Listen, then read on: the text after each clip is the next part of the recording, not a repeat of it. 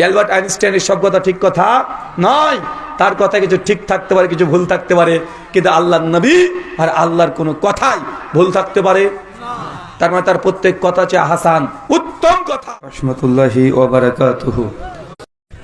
ইন্নাল হামদালিল্লাহি নাহমাদুহু ওয়া নাস্তাঈনুহু ওয়া নাস্তাগফির ওয়া নাউযু বিল্লাহি মিন শুরুরি আনফুসিনা ওয়া মিন সাইয়্যাতি আমালিনা মান ইয়াহদিহিল্লাহু ফালা মুদিল্লা লাহু ওয়া মান ইউদ্লিল ফালা হাদিয়া লাহু ওয়া আশহাদু আল লা ইলাহা ইল্লাল্লাহু ওয়াহদাহু লা শারীকা লাহু ওয়া আশহাদু আন্না মুহাম্মাদান আবদুহু ওয়া রাসূলুহু আম্মা বা'দ ফাইন্না খায়রাল হাদিসি কিতাবুল্লাহ ওয়া খায়রাল হাদি হাদিয়ু মুহাম্মাদ সাল্লাল্লাহু আলাইহি ওয়াসাল্লাম ওয়া শাররাল উমুরি মুহদাসাতুহা ওয়া কুল্লু মুহদাসাতিন বিদআ ওয়া কুল্লু বিদআতিন দালালা ওয়া কুল্লু দালালাতিন ফিন্নার।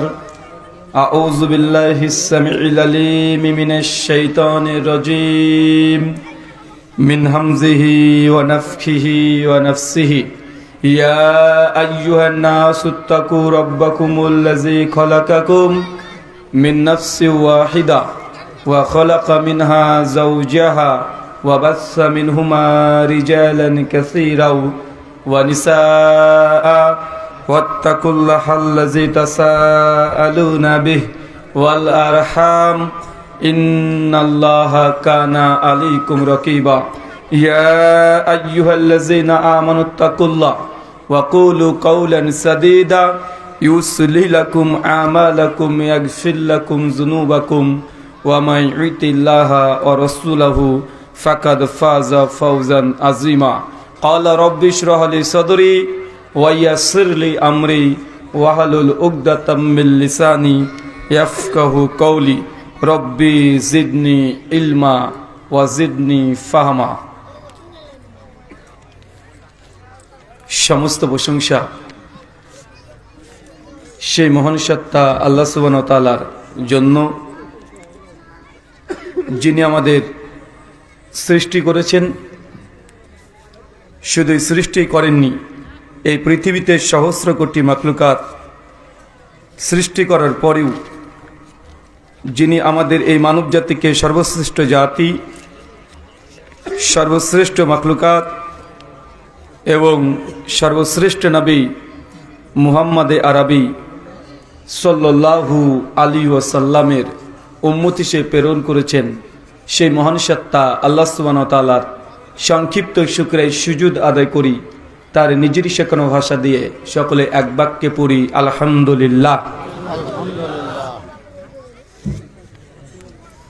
কানাইবাড়ি বাইতুল নূর জামে মসজিদ এবং যুব সমাজের উদ্যোগে এবং পরিচালনায় আজ নবম বার্ষিকী আজমুশ শান ইসলামিক কনফারেন্স তারিখ 24শে ফেব্রুয়ারি 2025 সোমবার। আজকের এই আলোচনা সভাটিকে সফল করার জন্য যারা সার্বিক দিক দিয়ে সাহায্য এবং সহযোগিতা করেছেন, তাদের প্রত্যেকের নাম স্বতন্ত্রভাবে নিয়ে শুকরিয়া আদায় করা সম্ভব নয়। তারপরেও আজকের এই চলন্ত সভার সভাপতি সাহেব, সহ সভাপতি, অতিথি এবং বিশেষ অতিথি সহ দূর দূরান্ত থেকে যেসব দিনী ভাই এবং বোনের আলোচনা শ্রবণের উদ্দেশ্যে একত্রিত হয়েছেন, পাশাপাশি যারা অর্থশ্রম, মেধা ও অক্লান্ত পরিশ্রম, দোয়া এবং পরামর্শ দিয়ে সহযোগিতা করেছেন, আল্লাহ সুবহানাহু ওয়া তাআলা তুমি তাদের প্রত্যেকের নেক নিয়াত এবং নেক আমলগুলোকে কবুল করে নাও। সকলে পড়ি আমিন।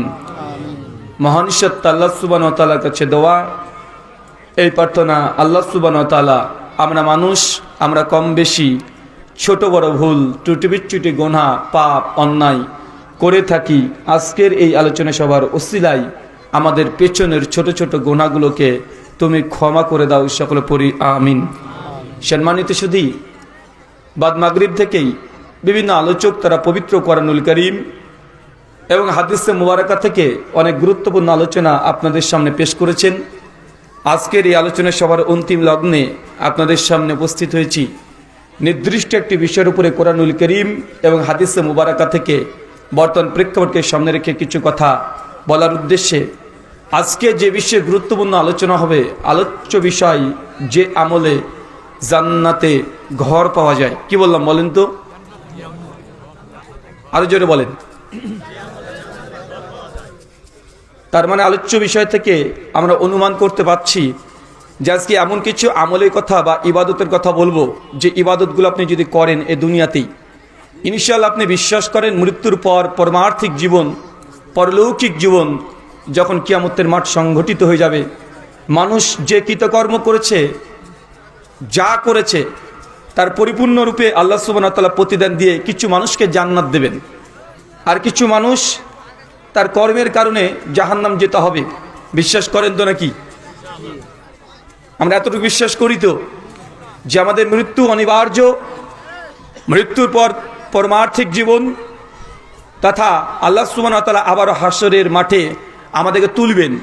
আর এই দুনিয়াতে যে কৃতকর্ম করেছি, কাজ করেছি, চাই সেটা ভালো আমল হোক অথবা খারাপ আমল হোক, সেই প্রত্যেক আমলের আল্লাহ সুবহানাহু ওয়া তাআলা বিচার করার পরে কিছু মানুষকে তিনি জান্নাত দেবেন আর কিছু মানুষকে জাহান্নাম দেবেন। এর মধ্যে কোনো সন্দেহ, কোনো ডাউট আমার মনে হয় পৃথিবীর কোনো মানুষের নেই। যৎসামান্য কিছু মানুষের আছে যারা নাস্তিক, যারা আল্লাহকে বিশ্বাস করে না, ঈশ্বর ভগবান পরমাত্মা কাউকে বিশ্বাস করে না। তারা মনে করে যে না, আমাদের এই জীবনটাই প্রথম জীবন আর এটাই শেষ জীবন, আমরা ব্যতিক্রমভাবে জন্মগ্রহণ করেছি, আমাদের জীবনের কোনো উদ্দেশ্য নেই আর আমাদের কোনো স্রষ্টা বা সৃষ্টিকর্তা নেই, তাই দুনিয়াতে যতদিন বেঁচে আছি খাওয়া দাওয়া ফুর্তি করো, তারপরে মৃত্যুবরণ করো, শেষ হয়ে যাবে। কিন্তু চাই আমরা মুসলমান হোক, চাই আমরা হিন্দু সনাতনী দাদা দিদি ভাই হোক অথবা খ্রিস্টান হোক, প্রত্যেক ধর্মের মূল বিশ্বাস মৃত্যুর পর একটা জীবন আছে। আর এই দুনিয়াটা আল্লাহ সুবহানাহু ওয়া তাআলা আমাদেরকে প্রেরণ করেছেন জাস্ট পরীক্ষার জন্য। কিসের জন্য কথা বলেন? এই জীবনটা আমাদের কিসের জন্য? পরীক্ষার জন্য। আমাদের মৃত্যুর পরে কি ফলাফল হবে সেটার জন্য আল্লাহ সুবহানাহু ওয়া তাআলা আমাদেরকে পরীক্ষাগারে পাঠিয়েছে।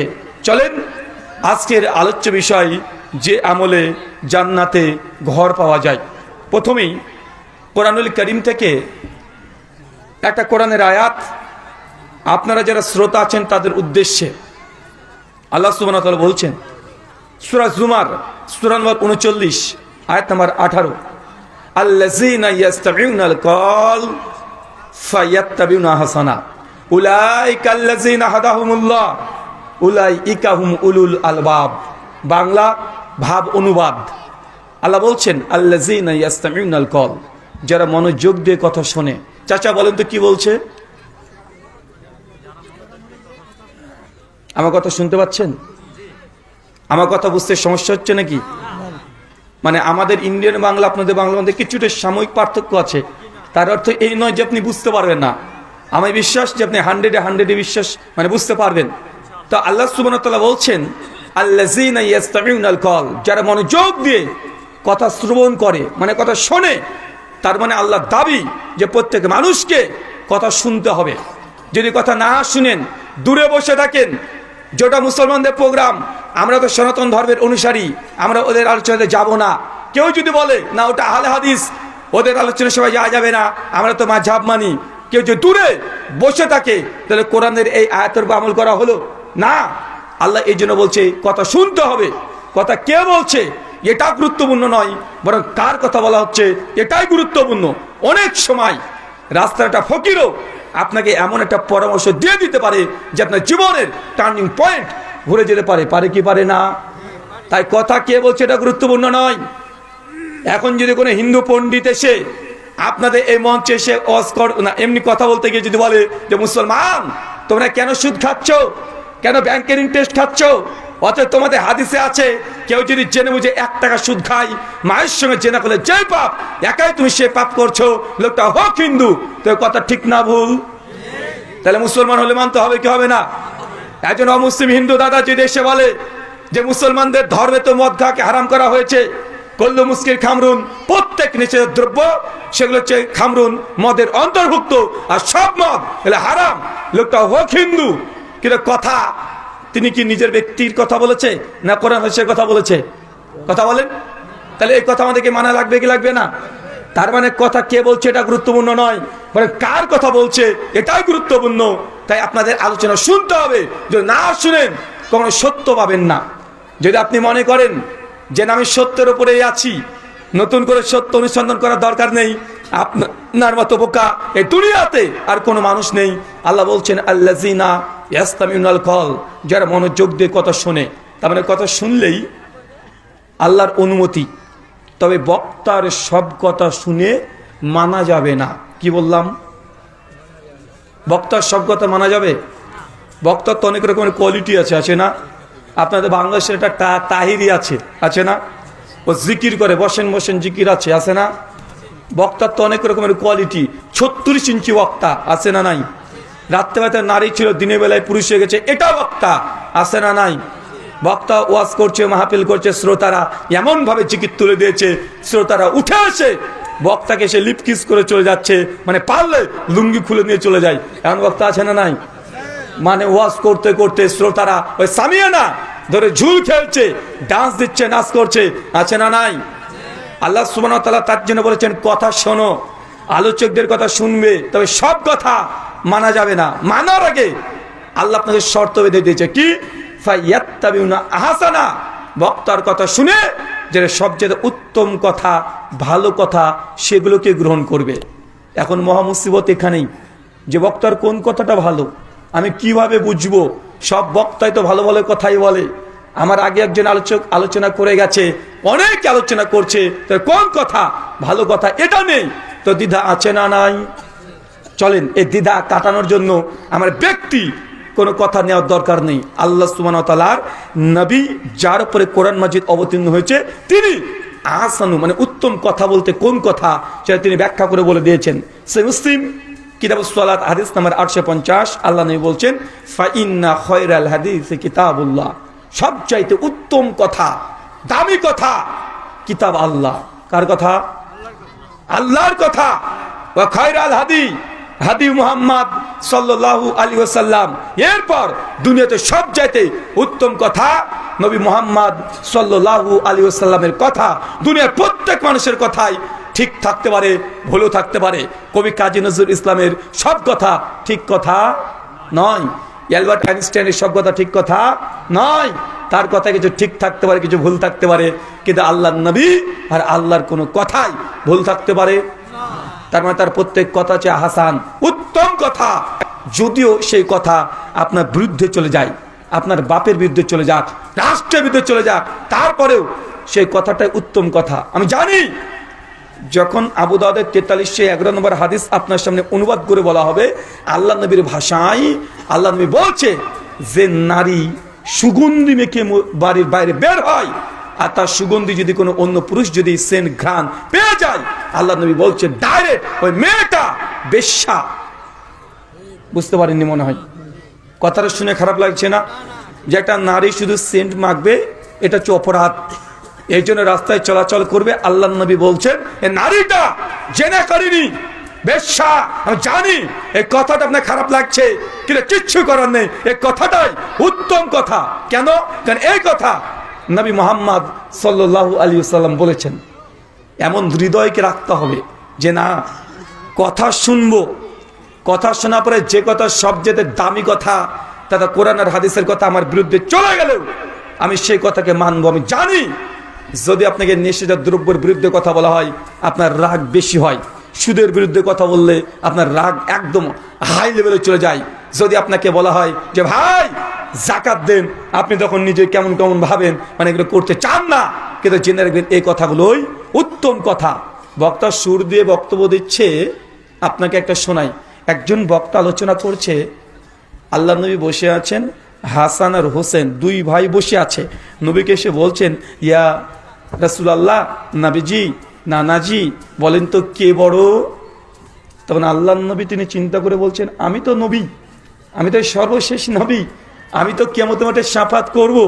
আমি যতক্ষণ শাফাত না করব কোনো মানুষ জান্নাতে যেতে পারবে না। আল্লাহ আমাকে ওই অনুমতি দেবে। তো দুনিয়ার তো সবচেয়ে উত্তম মানুষ কে হবে?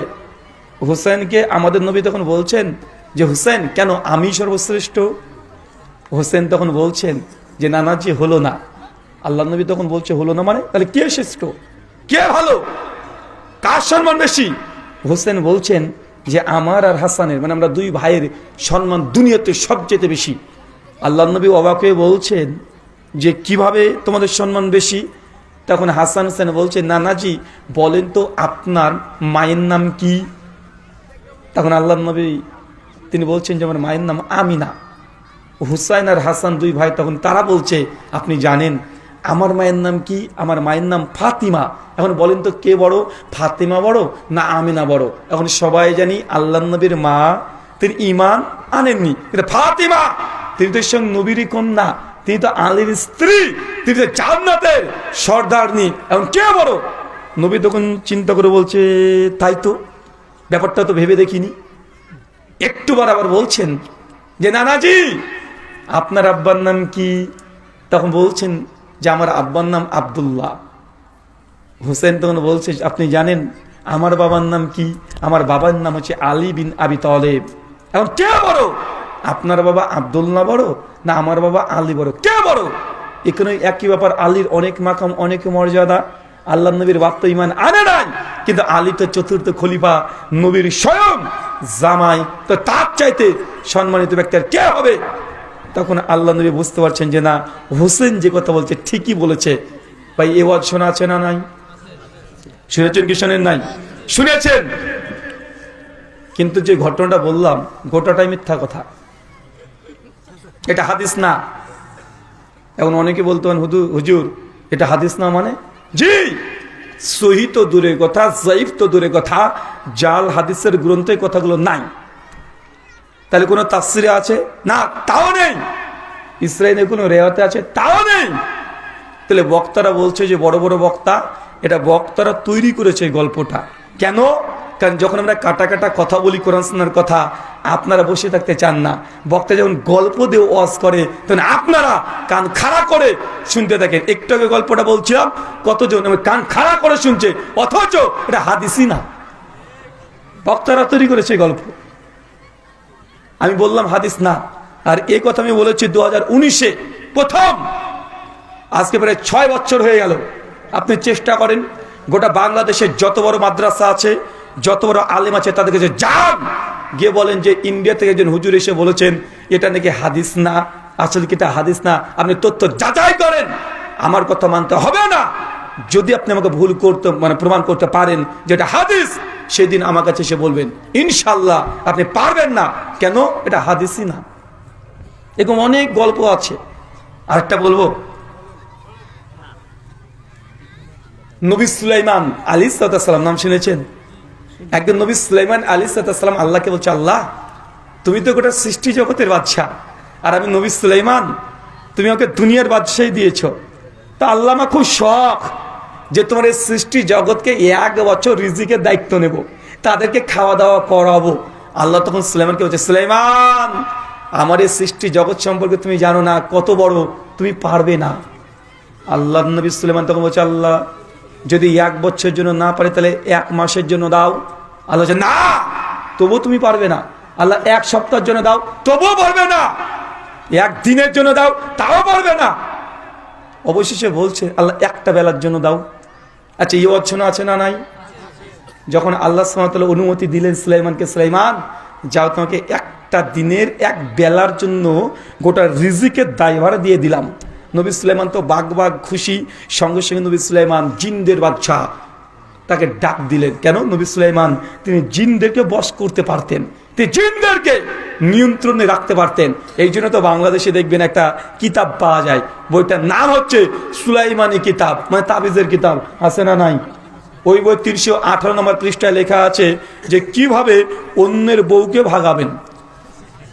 কিভাবে একটা মেয়েকে তুমি প্রেম করেছো, মেয়েটা তোমাকে ইগনোর করে, তোমাকে পছন্দ করে না, ওই মেয়েটিকে কিভাবে বাড়ি থেকে ভাগিয়ে নিয়ে চলে যাবে, ওই তাবিজের কিতাবে তাবিজের নকশা দেওয়া আছে। থাকে কি থাকে না? মানে কিভাবে আপনি যত রকমের ক্রাইম করবেন তাবিজের কিতাবগুলোতে লেখা আছে। চিন্তা করেছেন বাঙালি মানে কত পণ্ডিত নবী সুলাইমানের নাম দিয়ে তাবিজের কিতাব রচনা করে ছেড়ে দিয়েছে। তো নবী সুলাইমান আলাইহিস সালাম তিনি জিনদের বাদশাকে দেখেছে, জিনদের বাদশা সামনে আয়। অমনি জিনদের বাদশা চলে এসেছে, বলছে আল্লাহ সুবহানাহু ওয়া তাআলা আগামীকাল আমাকে 1 বেলা জাস্ট লাঞ্চের সময় আমাকে রিজিকের দায়িত্ব দিয়ে দিয়েছে। এখন তোমাকে আমি বলছি, দুনিয়াতে যত প্রাণী আছে, আকাশে যত প্রাণী আছে, সব প্রাণী তুমি ধরে নিয়ে এসো, রান্না করতে থাকো। এখন জিন ভয়ে গিয়ে যত প্রাণী, গরু, ছাগল, দুম্বা, উট, পশু পাখি সব ধরে নিয়ে এসে রান্না করেছে। রান্না যতগুলো করেছে, বক্তা বলছেন প্রায় 50 কিলোমিটার শুধু রান্নার রান্না। চিন্তা করতে পারছেন আপনাদের এখান থেকে 50 কিলোমিটার কত দূর হবে? হ্যাঁ, ফুলবাড়ি। তার মানে ফুলবাড়ি পর্যন্ত উত্তর, দক্ষিণ, পূর্ব, পশ্চিম, আকাশ জমিন যা আছে শুধু খাবার রান্না করেছে। গরুর মাংস, ছাগলের মাংস, মাছ যা আছে সব রান্না করেছে। রান্না করে রেডি। পরের দিন পৃথিবীর সমস্ত প্রাণী এসে লাইন দিয়ে দাঁড়িয়ে আছে। কেন? আজকে নবী সুলাইমান দাওয়াত দিয়েছে এই দাওয়াত গ্রহণ করার জন্য। হঠাৎ করে সমুদ্র থেকে একটা তিমি মাছ, অনেক বড় তিমি মাছ হা করে উঠে চলে আসছে। এসে বলছে, আল্লাহ নবী সুলাইমান খেতে দাও, আমার ক্ষুধা পেয়েছে। আল্লাহ নবী সুলাইমান বলছে, এই মাছ তুই লাইনে দাঁড়া। মাছ বলছে, লাইন টাইন মানি না। নবী সুলাইমান বলছে, বে লাইনে চলে এসেছে। জিন্দের বাদশাহ এই মাছটাকে খেতে দাও, কেউ যেন পানিতে চলে যায়। জিন্দের বাচ্চা হচ্ছে মাছ আর কটটুকু খাবে। ও টুক করে একটা মুরগির মাংসের একটা রান তুলে মাছকে দিয়ে দিয়েছে। মাছ হা করে আছে, টুক করে গিলে নিয়ে আবার হা করে বলছে, আরো দাও। জিন্দের বাচ্চা তখন বলছে, আরে সর্বনাশ, খেয়ে ফেলেছে, এটা গোটা মুরগি দিয়ে দিয়েছে। আবার টুক করে গিলে নিয়ে খেয়ে আবার হা, আরো দাও। সুলাইমান নবী বলছে, কিরে বাবা, এই একটা গোটা মুরগি খেয়ে নিয়েছে, তাও এর পেট ভরে না? মাছ তখন সুলাইমানকে বলছে, সুলাইমান আমি যতক্ষণ হা করে থাকবো ততক্ষণ তুমি খাবার দিতে থাকবে। যখন আমার পেট ভরে যাবে আমি অটোমেটিক মুখটাকে বন্ধ করে পানিতে চলে যাব। তুমি রাজি? নবী সুলাইমান বলছে, আমি রান্না তো প্রচুর করেছি, 50 কিলোমিটার একদম রান্নাতে পূর্ণ আছে, মাছ আর কটটুকু খাবে। মাছ করেছে, ঠিক আছে জিন দিতে থাকো। সঙ্গে সঙ্গে জিন্দে বাচ্চা করেছে কি, একটা ছাগল তুলে ঢুকে দিয়েছে। ও গিলে নিয়ে আবার হা, আরো দাও। গরু দিয়েছে, আরো দাও। উট দিয়েছে, আরো দাও। নবী সুলাইমান বলছে, এইভাবে তো হবে না। মাছ কেছে, এই মাছ তো যতটুকু খাবারের দরকার খেয়ে নে, খেয়ে তুই তাড়াতাড়ি পানির তলে যা। সঙ্গে সঙ্গে মাছ বলছে, এই তো কাজ হয়েছে। এবার তিমি মাছ সঙ্গে সঙ্গে একবারে হা করে যত খাবার ছিল এক ঢোকে গিলে নিয়ে আবার হা, ঢেকুর তুলে বলছে, সুলাইমান আরো দাও। নবী সুলাইমান তো মহা মুসিবতে পড়ে গেছে। আরে বলে কি, আমি সমস্ত প্রাণীর জন্য খাবার রান্না করলাম, এক মাস আমার সব খাবার শেষ, আবার বলছে এখনো দাও, এখনো পেট ভরেনি। আল্লাহ নবী সুলাইমান বলছে, তুই খাস কত? মাছ তখন বলছে, আল্লাহ নবী সুলাইমান আজকে আমি তোমার মেহমান, তুমি মেজবান, তুমি আজকে রিজিকের দায়িত্ব নিয়েছো, আমাকে পেট পুড়ে তুমি খেতে দিতে পারোনি। আমি আমার আল্লাহকে তোমার বিরুদ্ধে অভিযোগ করব যে তোমাকে খেতে দাওনি। মাছ তখন পাইতে চলে যায়। আল্লাহ নবী সুলাইমান সঙ্গে মাটিতে সিজদা দিয়ে তিনি চিৎকার দিয়ে বলতে থাকছেন, আর রাজ্জাক, আল্লাহ তুমি হচ্ছে আর রাজ্জাক। এই ঘটনা শোনা আছে না নাই? হাদিস গোটাটাই জাল। জাল বুঝেন? মানে এটা হাদিসই না, বুঝেন না মনে হয়? জাল হাদিস মানে বুঝেন, মানে এটা হাদিসই না। জাল হাদিসের ক্যাটাগরি ক্লাসিফিকেশন থাকে। কিছু কিছু হাদিস আছে যেগুলো হাদিসের গ্রন্থে পাওয়া যায়, যেমন জ্ঞান অর্জনের জন্য চিহ্নিত যাও, এই হাদিস সহি না জাল? জাল। কিন্তু এটা জাল হাদিস হলেও হাদিসের গ্রন্থে সনদে বর্ণনা আছে, মুহাদ্দিসরা তাহকিক করে বলেছে এই হাদিসটা সহি নয়, লা আসলা লাহু, এর কোনো ভিত্তি নেই।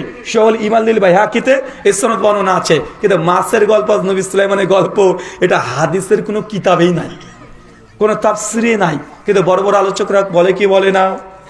কোন আলোচক বলে, আমি নাম নিতে চাই না, আমি তাকে সম্মান করি, নাম ধরে সমালোচনা করাও আমি তার ব্যাপারে পছন্দ করি না, কিন্তু এই ওয়াজ আছে না নাই?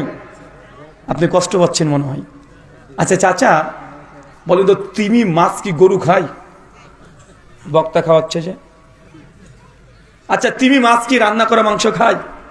বক্তা খাওয়াচ্ছে যে রান্না করা বিভিন্ন মাংস খাইয়ে দিচ্ছে।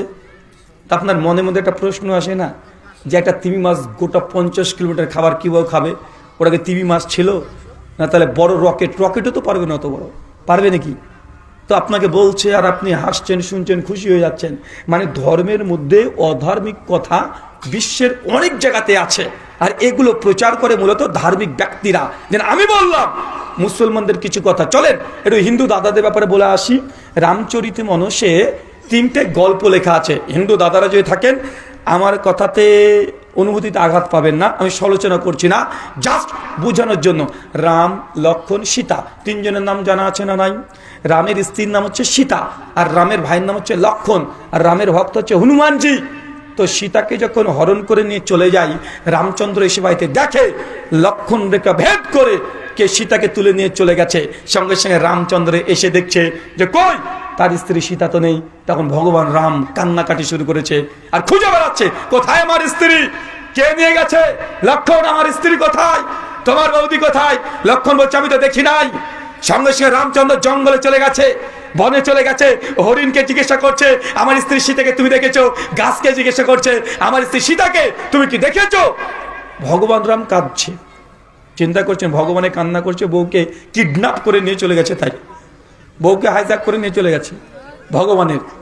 ভাই আমি কষ্ট দিতে চাই না, জাস্ট আপনি মানে বুঝেন, যেমন আমাদের হুজুররা মাছকে তিমি মাছকে মাংস খাচ্ছে, আর কিছু কিছু হিন্দু পণ্ডিতরা আছে তারা আমাদের সনাতনী দাদাদেরকে উল্টো পাল্টা গল্প বলে তাদের মাথা থেকে তারা কি করছে, তারা কাঁঠাল ভেঙে খাওয়া বলে না, ওই কাঁঠাল ভেঙে খাচ্ছে।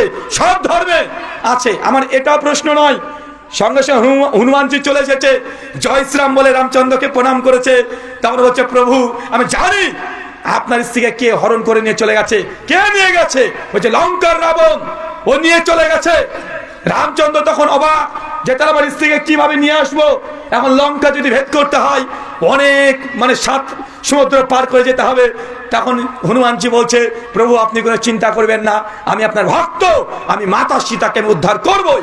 এই বলে সঙ্গে সঙ্গে হনুমানজি একদম ছুটে গিয়ে আকাশে চলে গেলেন। একবার হনুমানজি ছোটবেলাতে সূর্যকে মনে করছিলেন যে এটা মনে কোনো খাবার জিনিস। সূর্যকে কি করেছে, পুরো গিলে খেয়ে নিয়েছে। আমার সাদা মনে সাদা প্রশ্ন, আমি কারোর অনুভূতিতে আঘাত দিতে চাই না। আমরা ভূগোলের বই যারা যারা পড়েছেন, এই যে পৃথিবী দেখছেন না, পৃথিবী, আচ্ছা বলেন তো পৃথিবী, শুধু বাংলাদেশকে মনে করিয়েন না, বাংলাদেশের মানুষ হচ্ছে 18 কোটি। কত কোটি? 18 কোটি। আমি যে দেশ ইন্ডিয়া থেকে এসেছি, ইন্ডিয়াতে মানুষের সংখ্যা 140 কোটি। কত কোটি? তার মানে বাংলাদেশের তুলনায় ইন্ডিয়া কত বড়, চিন্তা করেছেন আপনি? আপনি তো গোটা বাংলাদেশে ঘুরে দেখতে পারেননি এখন পর্যন্ত, পেরেছেন? পারেননি তো। বাংলাদেশ মাত্র 56,000 বর্গ মাইল, 564টা থানা আছে, মাত্র 64টা জেলা আছে, ছোট্ট একটা জায়গা, গোটা বাংলাদেশকে আপনি ঘুরে দেখতে পারেননি। ইন্ডিয়া টোটালি 140 কোটি মানুষ, তার মানে বুঝছেন এখন ইন্ডিয়া কত বড়। চাচা শুধু ইন্ডিয়া নয়, এই ভারত, বাংলাদেশ, পাকিস্তান, ইউরোপ কান্ট্রিগুলো, Kuwait, Qatar, Saudi, Bahrain, Malaysia, Indonesia, চীন, Nepal, Bhutan, Holland, Japan, German, England, সবগুলো মিলে একটা পৃথিবী। তার মানে ভাবেন পৃথিবী কত বড়, চিন্তা করতে পারছেন আপনি পৃথিবীর সাইজ কত বড়। চাচা সূর্যকে দেখেছেন? সূর্য দেখা যায় না, দেখতে পান তো? সকালবেলা সূর্য উঠবে, দেখবেন সূর্যকে তখন দেখা যাবে। সূর্যটা কত বড়, সূর্যটা তো কত বড় গায়ে, এই তো একটা থালার সমান, থালার সমান না? আপনি জানেন ওই সূর্যকে দেখে মনে হচ্ছে চাপাই নবাবগঞ্জের ওই কালাই রুটির সমান মনে হয় না, মানে ওইটুকু সূর্য। কিন্তু সায়েন্স বিজ্ঞান আমাদেরকে বলছে এই পৃথিবী যত বড় তার চাইতে 1 গুণ নয়, 2 গুণ নয়, 100 নয়, 1000 নয়, 1 লাখ নয়, 13 লক্ষ গুণ সূর্য বড়। মানে পৃথিবীর চাইতে সূর্য 13 লক্ষ গুণ বড়। মানে আমাদের গোটা পৃথিবী টোটাল এরকম 13 লক্ষটা পৃথিবী যে সূর্যের মধ্যে ঢুকিয়ে দেন, সূর্য টুক করে ও গিলে হজম করে নিতে পারবে। আমার সাদা মনে সাদা প্রশ্ন, হনুমানজি উনি গিয়ে যে এই সূর্যকে টুক করে গিলে খেয়ে নিল, চিন্তা করতে পারছেন কত বড় সূর্য হনুমানজিকে খেয়ে ফেলেছে? আমি অনুভূতিতে আঘাত দিতে চাই না, আমি জাস্ট বিজ্ঞানে পড়েছি, আমার একটা জাস্ট প্রশ্ন জেগেছে। আচ্ছা আমি একটু দেখেছি যে হনুমানজি তো সূর্যকে গিলে খেয়ে নিয়েছে, কিন্তু রামায়ণের অনেকগুলো ভার্সন আছে। বাল্মীকি রামায়ণ আছে, কৃত্তিবাসী রামায়ণ আছে, রামচরিত রামায়ণ আছে, কমপক্ষে 300খানা রামায়ণ বিভিন্ন প্রদেশে আমাদের ভারতে পাওয়া যায়। সবচেয়ে অথেন্টিক হচ্ছে বাল্মীকি রামায়ণ আর রামচরিত মানস রামায়ণ। আমার প্রশ্ন যে হনুমানজি যে সূর্যটাকে গিলে খেয়ে নিয়েছে, কিন্তু কোন দিক দিয়ে যে সূর্য বের হয়েছে এটা রামায়ণে নাই। কারণ সূর্য তো আমরা এখন দেখতে পাচ্ছি না, আমি ধরে নিলাম হনুমানজি সূর্য একদিন খেয়েছিল, তো খেয়ে বের হয়েছে কোন দিক দিয়ে? কারণ সূর্য তখন আকাশে দেখা যাচ্ছে, যাচ্ছে কি যাচ্ছে না? যাচ্ছে। তার মানে বোঝা যাচ্ছে মুসলমানরাও যেমন আমাদের হুজুরে 3 মাসকে গরুর গোশ খাওয়াচ্ছে, অনেক ঠাকুর পণ্ডিত তারা ওয়াজ মাহফিল তাদের করতে এসে নামযজ্ঞ হরিনাম বাসর করতে এসে তারা সূর্যকে হনুমানকে দিয়ে খাওয়িয়ে দিচ্ছে। অথচ হনুমান পৃথিবীর ছোট্ট একটা প্রাণী, আর সূর্য পৃথিবীর চেয়ে 13 লক্ষ গুণ বড়। ভাই এটা কি বিশ্বাসযোগ্য? কথা বলে বিশ্বাসযোগ্য? চাচা, মাঠে আপনাদের গরু চড়ে না? চড়ে তো। একটা সাপ আছে, ওই সাপটা এসে গরুর দুধ খেয়ে পালিয়ে যায়। ওই সাপটার নাম কি? দাঁড়ার সাপ। মাশাআল্লাহ, সবাই তো জানেন। মানে আপনারা তো এই আশেপাশে অনেকগুলো দেখলাম ক্ষেত খামার মাঠ আছে, তার মানে সাপ দুধ খেয়ে পালিয়ে যায় না? পালিয়ে যায়। আচ্ছা, যারা মাধ্যমিক পাস করছেন তাদের কাছে মানে প্রশ্ন, ভাই বলেন তো সাপ কি দুধ খেতে পারে? যদি আমাকে বিশ্বাস না করেন, এখনই এই মোবাইলটাকে হাতে রাখেন, মানুষের চোখে ধুলো দিয়ে বক্তব্য দেওয়ার যুগ শেষ। এখন গুগল মামুর কাছে চলে যান, গুগল মামুকে গিয়ে বলেন, গুগল মামু লিখেন, বাংলাতে লিখেন, বা চ্যাট জিপিটি সম্পর্কে জানা আছে না নাই? চ্যাট জিপিটি, ওকে প্রশ্ন করেন যে চাচা সাপ কি দুধ খায়? তাহলে ও মানে তথ্য ডকুমেন্ট দিয়ে দিবে, সাপ দুধ খায় না। সাপকে যদি জোর করে দুধ খাওয়িয়ে দেন, ওই সাপ 7 থেকে 8 ঘন্টা বাঁচবে। কেন? দুধ খাওয়ার পরে দুধকে হজম করার জন্য যে শরীরে এনজাইমের দরকার, সাপের শরীরের ভেতরে তার ভেতরে এই এনজাইম নাই। তাই সাপকে যদি কেউ জোর করে দুধ খাইয়েও দেয়, তারপরেও সাপ দুধ হজম করতে পারবে না, ও মারা যাবে। কিন্তু আপনাদের সাপ নাকি গরুর দুধ খেয়ে পালিয়ে যায়। তার মানে সমাজে এমন কিছু কথা প্রচলিত আছে যেগুলো কি, যে মিথ্যা কথা। হুজুর সিনেমাতে দেখি যে ওই যে কেউ যদি সাপে কামড়ে দেয়, তার বাড়ির লোক একটু পাত্রে দুধ দিয়ে দেয়, সাপ দুধ খেয়ে চলে আসে। ওটা তো সিনেমা তো এটাও দেখা যায়, মানুষে হাত তুলে আর সাপ হয়ে চলে যায়। দেখা যায় কি যায় না? অনেক আমাদের ভারতে মন্দির আছে, যেসব মন্দিরে বিশেষ করে মহাদেব শিবের এবং মা মনসার পুজোর সময়তে, কারণ মনসা হচ্ছে সাপের দেবী। ওই যে বেহুলা লক্ষিন্দার, অনেকে ঘটনা বলতে চাচ্ছি না, সবই জানেন আপনারা কম বেশি। ওনার কাছে আসলে সাপকে দুধ খাওয়ায়। আমার সাদা মনে সাদা প্রশ্ন, সাপ তো দুধ খেতেই পারে না, তো দুধ খায় কে? কেউই খায় না, ও ঠাকুর বাড়িতে নিয়ে গিয়ে খায়। বুঝেননি মনে হয়? এগুলো হচ্ছে আমাদের কিছু হুজুরদের ব্যবসা, আর কিছু ঠাকুর পণ্ডিতদের ব্যবসা। ওই যে মাজারে গিয়ে চাদর দেন, এত চাদর যায় কোথায়? ওই হুজুর নিজে বিক্রি করে বাড়িতে নিয়ে যায়। কথা বুঝতে পারলেন না মনে হয়? ওই যে মন্দিরে দেবী দুর্গাকে যতগুলো পোশাক টোশাক দেয়, কোটি কোটি টাকা বাজেট করে, ওগুলো কি করে? যত মণ্ডপে ওই যে বিভিন্ন রকমের প্রসাদ হয়, ওই প্রসাদগুলো কি করে? প্রসাদ মানুষ খেতে যৎসামান্য সব ঠাকুরের ডান দিকটা ঝুলিতে ঢুকিয়ে নেয়। মানে ঠাকুরের যেমন ব্যবসা আছে, আমাদের হুজুরদের ব্যবসা আছে না নাই? সমাজে অনেক কিছু প্রচলিত আছে যেটা ধর্মের নামে, চায় সেটা মুসলমান হোক, চায় সেটা হিন্দু হোক, আছে। এবং ধর্মের নামে ব্যবসা চলছে। আলোচ্য বিষয়, যে আমলে জান্নাতে ঘর পাওয়া যায়। সুনান তিরমিজি 3540 নম্বর হাদিস। আল্লাহ নবী বলছেন, আমার উম্মতের গড় বয়স 60 থেকে 70 বছর। কত বছর চাচা? কত বছর? কি আবার আপনারা কথা বলেন না কেন? বাংলাদেশের ট্র্যাডিশনে বক্তা কথা বললে অন্তত ঠিকই ভুল বলে, আর আপনারা কথা বলেন না। দিনাজপুরে মানুষ কি বলে ভাই? মানে আমাদের ইন্ডিয়া কিন্তু দিনাজপুর আছে, জানেন তো? আবার হ্যাঁ, মানে আপনাদের যেমন দিনাজপুর, আমাদের এটা এই তারকাটা পার করলে ওখানেও আছে উত্তর দিনাজপুর, দক্ষিণ দিনাজপুর। তো আমাদের ইন্ডিয়ার মানুষ আলোচনা করলে ওরা কথা বলে না, মানে ওই বাতাস আপনাদের মধ্যেও আছে। ওই বাতাস আপনাদের মধ্যে দেখছি যে আপনারা কথা বলতে যাচ্ছেন না। উম্মতের গড় বয়স কত? 60 থেকে 70। মানে উম্মত এতটুকু বছর বাঁচবে, কেউ বেশি বাঁচতে পারে, আবার কেউ কমও বাঁচতে পারে। সুনান তিরমিজি হাদিস না 2417। আল্লাহ নবী বলছেন, কিয়ামতের মাঠে প্রত্যেক মানুষকে 5খানা প্রশ্ন করা হবে। কয়টা? 5খানা। প্রথম যে প্রশ্ন করা হবে, আন উমুরিহি, হে বান্দা, তোমাকে যে 40টা বছর হায়াত দিয়েছিলাম, 50, 60 যা হায়াত দিয়েছিলাম, আজ কিয়ামতের মাঠে আমি আল্লাহ তোমার কাছ থেকে এই বয়সের সম্পূর্ণ হিসাব চাই। বলেন তো, আল্লাহ যদি কিয়ামতের মাঠে আপনার হায়াতের হিসাব চাই, দিতে পারবেন? পারবেন? আমি তো বলি করে 60 বছর হিসাবে দরকার নেই, মাত্র 3টে দিনের হিসাব আপনার দেওয়ার ক্ষমতা নাই। যদি আপনাকে স্টেজ থেকে আমি এটা চ্যালেঞ্জ করে বলি, গত 22, 23, 24 এই 3 দিন আপনি কোথায় কি করেছেন, কার সঙ্গে মোবাইলে গল্প করেছেন, চ্যাট করেছেন, স্ত্রীর সঙ্গে কি ব্যবহার করেছেন, মানুষের সঙ্গে কি ব্যবহার করেছেন, এই 3 দিন জীবনের হিসাব আপনার সঙ্গে সিসি ক্যামেরা লাগানো ছিল, কোথায় কি করেছেন সবগুলোকে ভিডিও করা হয়েছে। এখন এই ভিডিওটা 3 দিনের গোটা মানুষের সামনে প্রকাশ্যে চালিয়ে দেব, আপনি রাজি হবেন?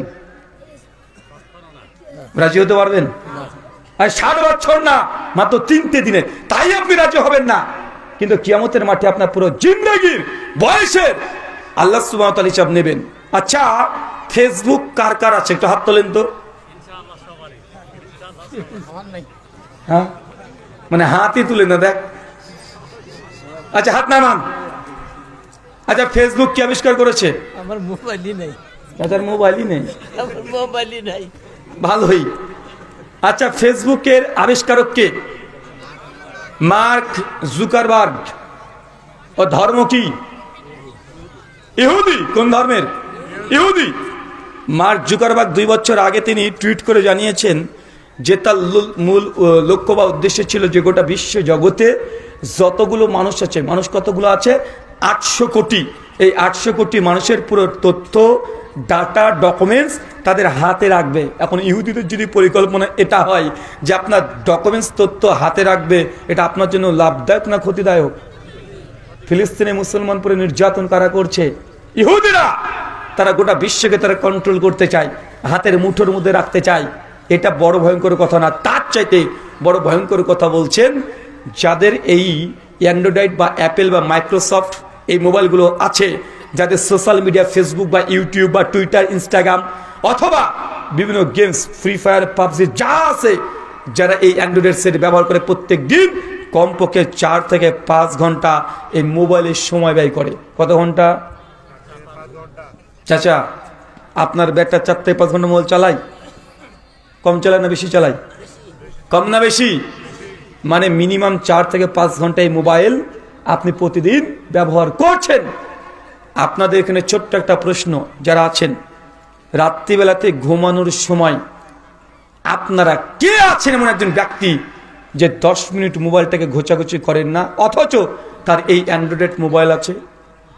একজন হাত তোলেন তো দেখি। সবাই হাত তোলেন। চাচা, আপনি? মাশাআল্লাহ, আপনি মোবাইল আছে আপনার? কি মোবাইল? হ্যাঁ, টাচ মোবাইল। ফেসবুক আছে তো? সব আছে। রাতে এত ব্যবহার করেন না? মাশাআল্লাহ, নামাজ পড়ে রেখে দেন। মাশাআল্লাহ। একজন চাচা, আপনার কি মোবাইল? মোবাইলই নাই তো বিয়ে না করলে ওর বাচ্চার প্রশ্ন আসবে কিভাবে রে ভাই? বিয়ে তো করতে হবে, তারপরে বলতে হবে কয়টা বাচ্চা। তা আপনি বিয়ে করেনি, মোবাইলই নেই। তার মানে এত বড় মাঝিমাতে মাত্র একজন মানুষকে পাওয়া যাচ্ছে যিনি মোবাইল রাত্রে চালায় না, উনি ঘুমিয়ে যায়। আচ্ছা, মায়েরা তো ওইদিকে আছে, তাই না? আচ্ছা, আপনি বাবা, আপনাদের কাছে প্রশ্ন আমার, যাদের 7 মাস বা 1 বছর, 1.5 বছর, 3 বছরের সন্তান আছে, ছেলে অথবা মেয়ে আছে বাড়িতে, অথচ খাবার খাওয়ানোর সময় আপনার ছেলে মেয়ে মোবাইল দেখে না, এমন একজন বাপ হাত তোলেন তো। ঘুরে ঘুরে আপনারই সব নাকি? দেখায় না? না আপনার? বিয়ে করেছেন তো আবার? ছেলে না মেয়ে? ছেলে মেয়ে দুটোই আছে। কি মোবাইল আপনার? Touch mobile. আপনার ছেলে মেয়ে মোবাইল দেখে না? মাশাআল্লাহ। আর কেউ আছেন?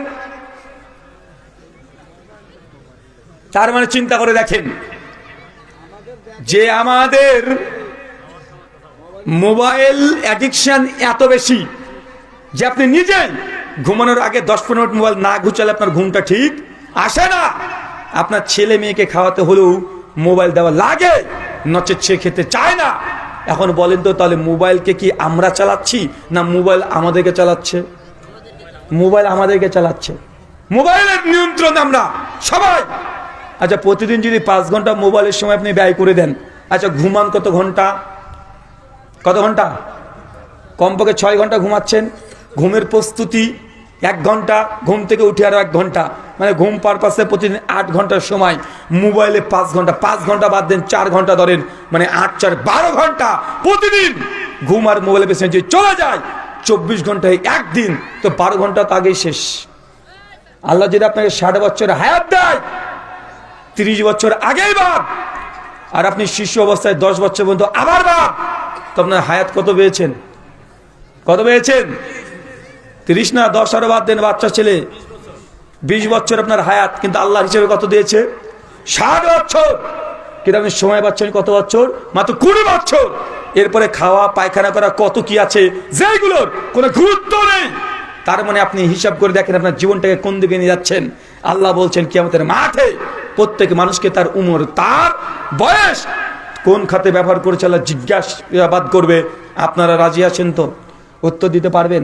আল্লাহ সুবহানাহু ওয়া তাআলা আমাদেরকে আমাদের সময় টাইম কে মেনে চলা তৌফিক দান করুন পরে আমিন। পৃথিবীতে 3 জন এমন ব্যক্তি ছিলেন। কয়জন?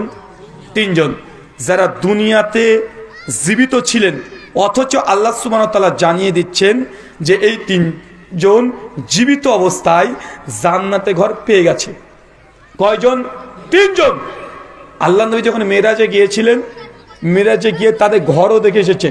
দেখে আসার পরে আল্লাহ নবী তাদের জানিয়েও দিয়েছেন যে তোমাদের ঘর আমি দেখে আসলাম জান্নাতে। কয়জন ব্যক্তির কথা বললাম? 3 জন। কেউ বলতে পারবেন সে 3 জনের নাম কি কি? একজন হাত তোলেন তো। আপনারা কি রে ভাই হাত তুলতে বলে রাগ করছেন কেন? আপনাদের মুখটা দেখে শুকনো শুকনো মনে হচ্ছে, কি ব্যাপার? খাইতে পাই নাই। খেতে দেননি আপনারা? না কেউ মারা গেছে? হ্যাঁ, তো মুখ দেখে মনে হচ্ছে যে আপনারা খুব মানে অশান্তিতে আছেন, বাড়িতে ঝামেলা। কয়জন ব্যক্তির কথা বললাম? 3 জন। নাম বলেন তো কি কি? আপনি দাঁড়ান, দাঁড়ান, দুজনে বলতে পারবেন? হযরত ওমর আর হযরত বেলাল। আরেকজন আছে, কি নাম? আচ্ছা, একজনই 3 জনের নাম বলতে পারবেন এমন কেউ আছে? যদি থাকে তাকে বাংলাদেশে 300 টাকা দেব। দাঁড়ান, টাকা বের করি। কে বলতে পারবেন? চাচা, একজনই 3 জনের নাম বলেন, 300 টাকা পাবেন। দেখি আছে কিনা। হ্যাঁ আছে। যান, 300 না 500 দেব, বলেন। আরে ভাই, 1 ঘন্টা আলোচনা শুনে যদি 500 টাকা লাভ হয় ভাই, আপনি বলবেন? দাঁড়াও, তুমি দাঁড়াও আগে। বয়স কত? 18। বিয়ে করেছো? আরে বাবা, মিঠুন কাটিং চুল গো তোমার। কি কি নাম বললো আবার বলো? ওমর বিন খাত্তাব, বেলাল বিন রাবাহ। টাকা আমার গেল। আলহামদুলিল্লাহ, তোমার উত্তর 100% ভুল। বসো। তুমি বলবে? দাঁড়াও। এই বয়স কত? হ্যাঁ, 16। তুমি তো মনে বিয়ে করেছো নাকি? বিয়ে হয়নি? আচ্ছা, 3 জনের নাম বলতে পারবে?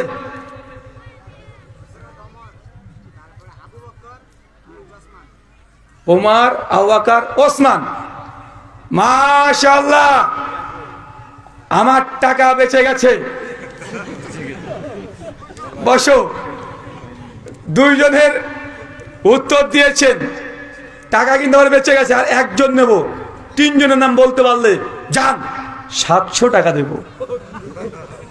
দেখি কে পারে। কেউ পারবেন? কেউ আবার গুগল করো না জানো, আবার গুগল থেকে ঘেটে ঘেটে বের করো না 700 টাকা নেওয়ার জন্য। আচ্ছা, আর 1 জন বলেন, কে পারবেন? চাচা, পারবেন না? হ্যাঁ, আমি বলে দেবো। তা আপনারা 700 টাকা করে তুলে দেন, আমি নিয়ে যাব না। এই যে মসজিদ উন্নতি কল্পে আপনারা দেবেন, দেবেন ইনশাআল্লাহ। আপনি বলেন, আমি 10 টাকা ইন্ডিয়ান দিব আপনাকে। উনি ইন্ডিয়ান 10 টাকা দিবেন, দেখেছেন? আমি তো বলবোই। যারা এখানে আছেন চলেন। 3 জন ব্যক্তি। 1, আবু বকর, ওসমান, আলী। মাশাআল্লাহ, আপনি বসেন, সমস্যা নেই। চলেন, বুঝে নিয়েছি। টাকা আপনার নিতে পারবেন না আমার। 3 জন। 1 আসিয়া, 2 খাদিজা, 3 ওমর ইবনুল খাত্তাব। কয়জন বললাম? তিনজন। চলেন তিনজনের ব্যাপারে সংক্ষিপ্ত হয়ে জেনে আসি। এক, আসিয়া। চাচা বলেন তো আসিয়াটা কে? ফেরাউনের স্ত্রী। ফেরাউনের স্ত্রী আসিয়া প্রসঙ্গে মুসনাদ আবি আলা হাদিস 6411-তে আল্লাহ নবী বলছেন, যখন আসিয়া নবী মুসার কালেমা পড়ে মুসলিম হয়ে গেলেন, ওই সময়তে আসিয়াকে ফেরাউন জেলখানে বন্দি রেখেছিল। প্রতিদিন সকালবেলায় সন্ধ্যাবেলায় 100-200 করে বেত্রাঘাত করে আসিয়া পরে নির্যাতন করতো। আর আসিয়া বারবার আল্লাহ বলতো, আল্লাহ দুনিয়াতে ফেরাউনের অট্টালিকা দরকার নেই, তার আশপাশে দরকার নেই, আল্লাহ সুবহানাহু ওয়া তাআলা তোমার জান্নাতে আমার জন্য একটা ঘরের ব্যবস্থা তুমি করে দিও। যখন আসিয়া দোয়া করেছিলেন, আল্লাহ তার দোয়া কবুল করেছে। মৃত্যুর আগের মুহূর্তে আসিয়া জান্নাতে কোন ঘর পাবে, ফেরেশতারা এসে সে ঘর এক ঝলক তাকে দেখিয়েও দিয়েছেন। সূরা তাহরিম আয়াত নম্বর 11-তে সে ঘটনা বর্ণনা আছে ইবনে কাসিরের মধ্যে। তার মানে বোঝা গেল আসিয়া জান্নাতে ঘর পাবে। চাচা বলেন তো আসিয়া কি এমন আমল করলো যে দুনিয়াতে জীবিত অবস্থায় জান্নাতে ঘর দেখতে পেল? কি আমল করেছে? এক, ঈমান।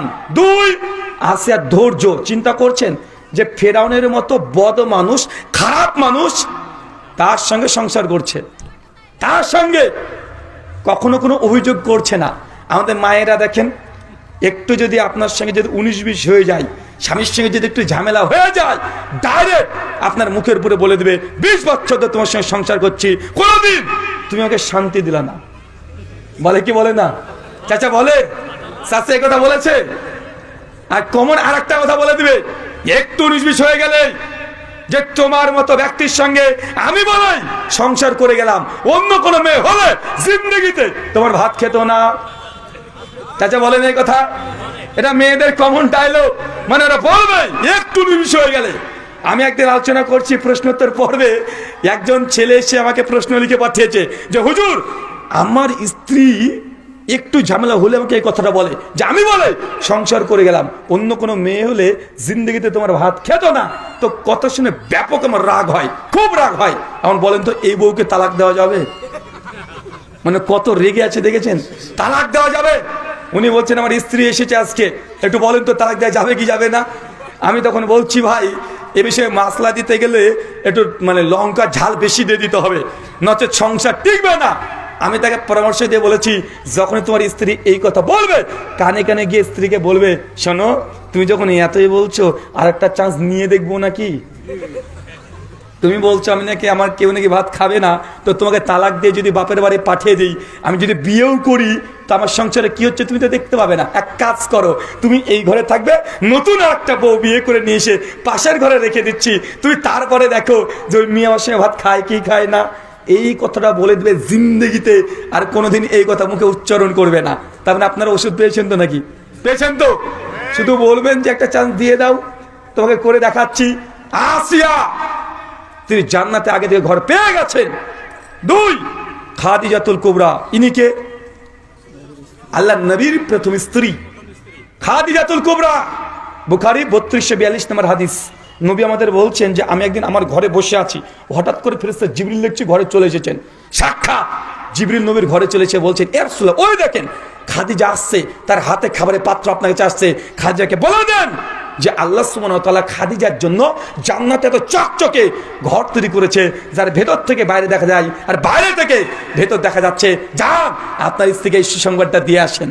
তার মানে বোঝা গেল এই হাদিস, খাদিজাতুল কুবরা আল্লাহ নবীর স্ত্রী, জান্নাতে আগে থেকে ঘর পেয়ে গেছে, অথচ খাদিজা দুনিয়াতে জীবিত আছে। চিন্তা করছেন আমাদের খাদিজা কি এমন আমল করেছে, কি এমন আমল করেছে? রাসূল খাদিজার সব সম্পত্তি ইসলামের জন্য খরচ করেছে। জি না, এ কথা সম্পূর্ণ সঠিক নয়। অনেক সম্পত্তি খরচ করেছে, সব নয়। আম্মা খাদিজার সবচাইতে বড় ইসলামের জন্য ত্যাগ হচ্ছে এটা, আল্লাহ নবীর কথাই প্রথম ঈমান কে এনেছে? খাদিজাতুল কুবরা। প্রথম নবী যখন হীরা গুহা থেকে ভয়ে চলে আসছে, বলছে চাদর দিয়ে ঢেকে দাও, আমার খাদিজা তখন তার পাশে পরিষ্কার বলছে আল্লাহ সুবহানাহু ওয়া তাআলা আপনার সঙ্গে কোনো খারাপ কাজ করতে পারে না। যখন নবীর পাশে কেউ নেই, আমার খাদিজা একাই নবীকে নিয়ে একবার ওইখানে যাই, একবার ওরাকা বিন নাফলের কাছে যাই, ওইখানে যাই। দীর্ঘ 2 থেকে 2.5 বছর আল্লাহ নবীকে নিয়ে তিনি সব জায়গায় নবীর পাশে পাহাড়ের মতো কে দাঁড়িয়েছিল? কথা বলেন। আমার খাদিজা 3 ওমর ইবনুল খাত্তাব। কি বললাম? ওমর ইবনুল খাত্তাব, বুখারী 3820 নম্বর হাদিস। ওমর বিন খাত্তাবের জান্নাতে আল্লাহ নবী যখন ঘর দেখছেন, মেরাজে গিয়ে নবী বলছেন বারবার ওই ঘরটা এত চমৎকার ঘর যে আমার মানে প্রবেশ করতে মন চায়। কিন্তু আমি যখন জিজ্ঞাসা করলাম জিবরিলকে, জিবরিল এত চমৎকার ঘরটা কার? জিবরিল বললেন, ইয়া রাসূলুল্লাহ, এটা তো আপনার উম্মতের ওমরের জন্য আল্লাহ তৈরি করেছে। আল্লাহ নবী বলছেন, আমি সঙ্গে সঙ্গে ওই ঘরে আর প্রবেশ করলাম না। উমরকে যখন নবী এসে দুনিয়াতে এই কথা বলছেন, উমর বলছে, ইয়া রাসূলুল্লাহ, জান্নাতে আপনি আমার ঘর দেখে এসেছেন, আমার ঘরে আপনি প্রবেশ করলেন না। আল্লাহ নবী বলছেন, উমর আমি চাইলাম তুমি যখন জান্নাতে প্রথম প্রবেশ করবে ওই ঘরে তোমার পা যেন আগে পড়ে, তার জন্য আমি ওই ঘরে আর প্রবেশ করিনি। যখন এই কথা বলছে, ওমর বিন খাত্তাব হাউ মাউ করে বাচ্চা শিশুর মতো তিনি কাঁদাকাটি শুরু করে দিয়েছে। চিন্তা করে দেখেন যে সাহাবীরা জান্নাতে ঘর পেয়ে গেছে, এটা শুনে তারা খুশি না কান্না করছে? কান্না করছে। আর আমরা যদি জান্নাত জাহান্নামের গল্প করি, আপনি ভাববেন যে হুজুর মনে ঠাকুমার ঝুলি বলছে, হুজুর মনে আলিফ লাইলার গল্প বলছে। মনে হয় কি হয় না? তাহলে 3 জন ব্যক্তির নাম মনে থাকবে। কি কি নাম বললাম এবার বলেন? আসিয়া, খাদিয়াতুল কুবরা, আতিম, ওমর বিন খাত্তাব। টাকা কিন্তু এখনো ঢোকায়নি। শেষে আলোচনার শেষে প্রশ্ন করবার একটা, আর ওই প্রশ্নের উত্তরে 500 টাকা পাবেন ইনশাআল্লাহ। তাই কান খাড়া করে শোনেন। আমি আলোচনাতে খুব লম্বা আলোচনা করি না।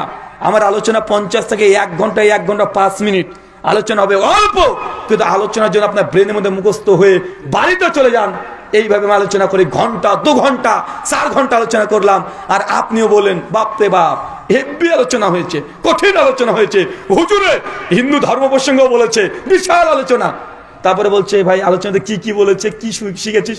কি যে বললো সব বলে গেছে। ভাই এই আলোচনায় কোনো লাভ আছে? এখন আপনারা কারা কারা চান জান্নাতে ওমর বিন খাত্তাবের মতো ঘর পেয়ে? কে কে চান? হাত তোলেন, হাত তোলেন।